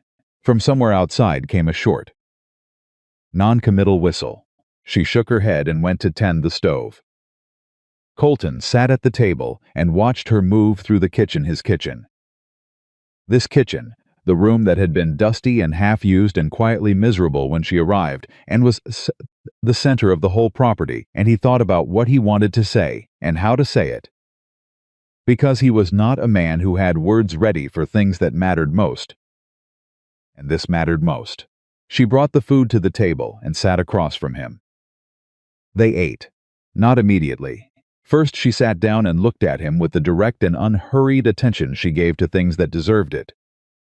And he looked back at her, and neither of them rushed the moment. "You said something," he said, "about 3 weeks ago, when you were organizing the papers. You said the ranch wasn't yours yet." She held his gaze. "I remember," she said. "I've been thinking about that word," he said. "I know," she said. "I meant you to." He reached into his coat pocket and set something on the table between them. Not a ring, not yet, not today, because that was a conversation that deserved its own time and its own evening and its own words that he was still finding. What he set down was a document, a single folded page with his signature at the bottom. She picked it up and read it. It was a letter to Elias Croft authorizing the addition of Mei Ling Chen's name to the deed of the Reeves property as a co-owner, contingent on her agreement. She read it once, twice. She set it down on the table between them. "This is a great deal to offer someone," she said. "It's what I mean to offer," he said. "You've known me 3 months," she said. "I have known you," he said, "for 3 months. That's different from knowing someone for 3 months and not seeing them clearly." She was quiet. "I came to Montana to start over," she said. "I did not come to take someone else's land. It wouldn't be taking," he said. "It would be the right word, is what you told me. Not deserving, earning." She looked at him for a long time. "And the rest of it?" she said. "Beyond the deed. One thing at a time," he said. "I thought the deed was the right place to start. So you know the offer is real and not about what happens next." She looked down at the document. "My father would have argued with you for an hour about this," she said. Would he have accepted it after? Yes, she said. He would have accepted it after. She picked up the document and held it in both hands. Yes, she said.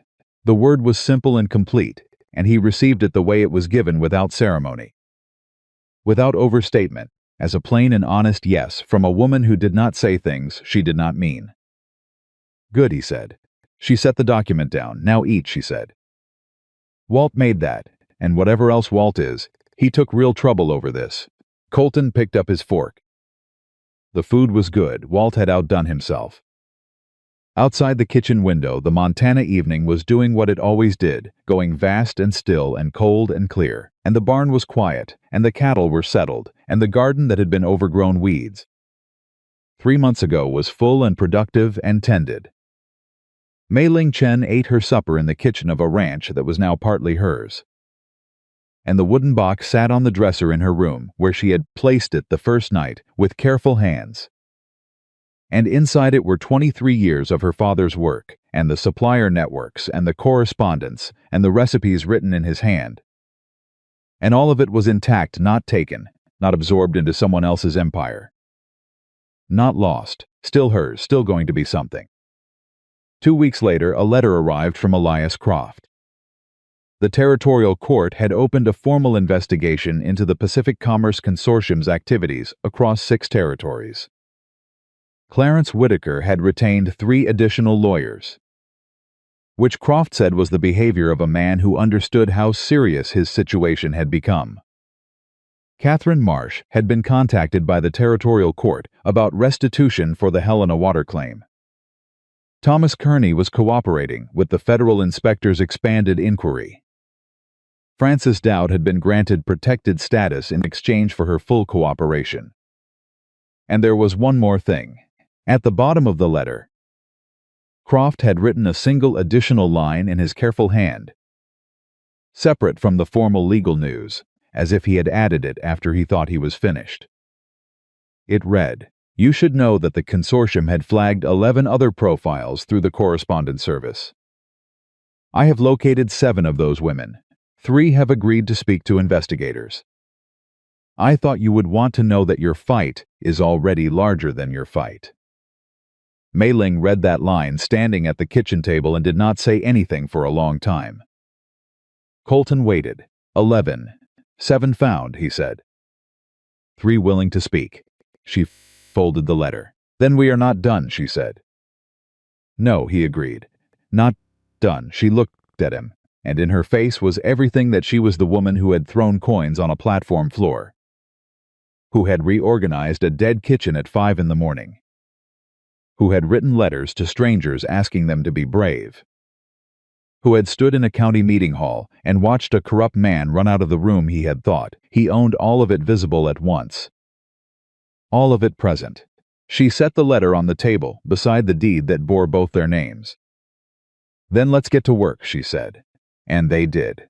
Because that was who they were, 2 people who had each been left with nothing and had each, separately and then together, refused to let nothing be the end of the story. A cowboy who had learned that fighting for someone else's dignity was the only fight worth having. A woman who had crossed a continent carrying her father's legacy in a wooden box and had never once, not even on the worst day, put it down. They had not found each other despite everything they had lost. They had found each other because of everything they had survived and what they built on that Montana ground. Together, with clear eyes and steady hands and the absolute refusal to be less than what the other deserved. Was not luck and not fate and not rescue. It was a choice made again every day by 2 people who had finally learned that belonging is not something you find. It is something you build, and they had already begun.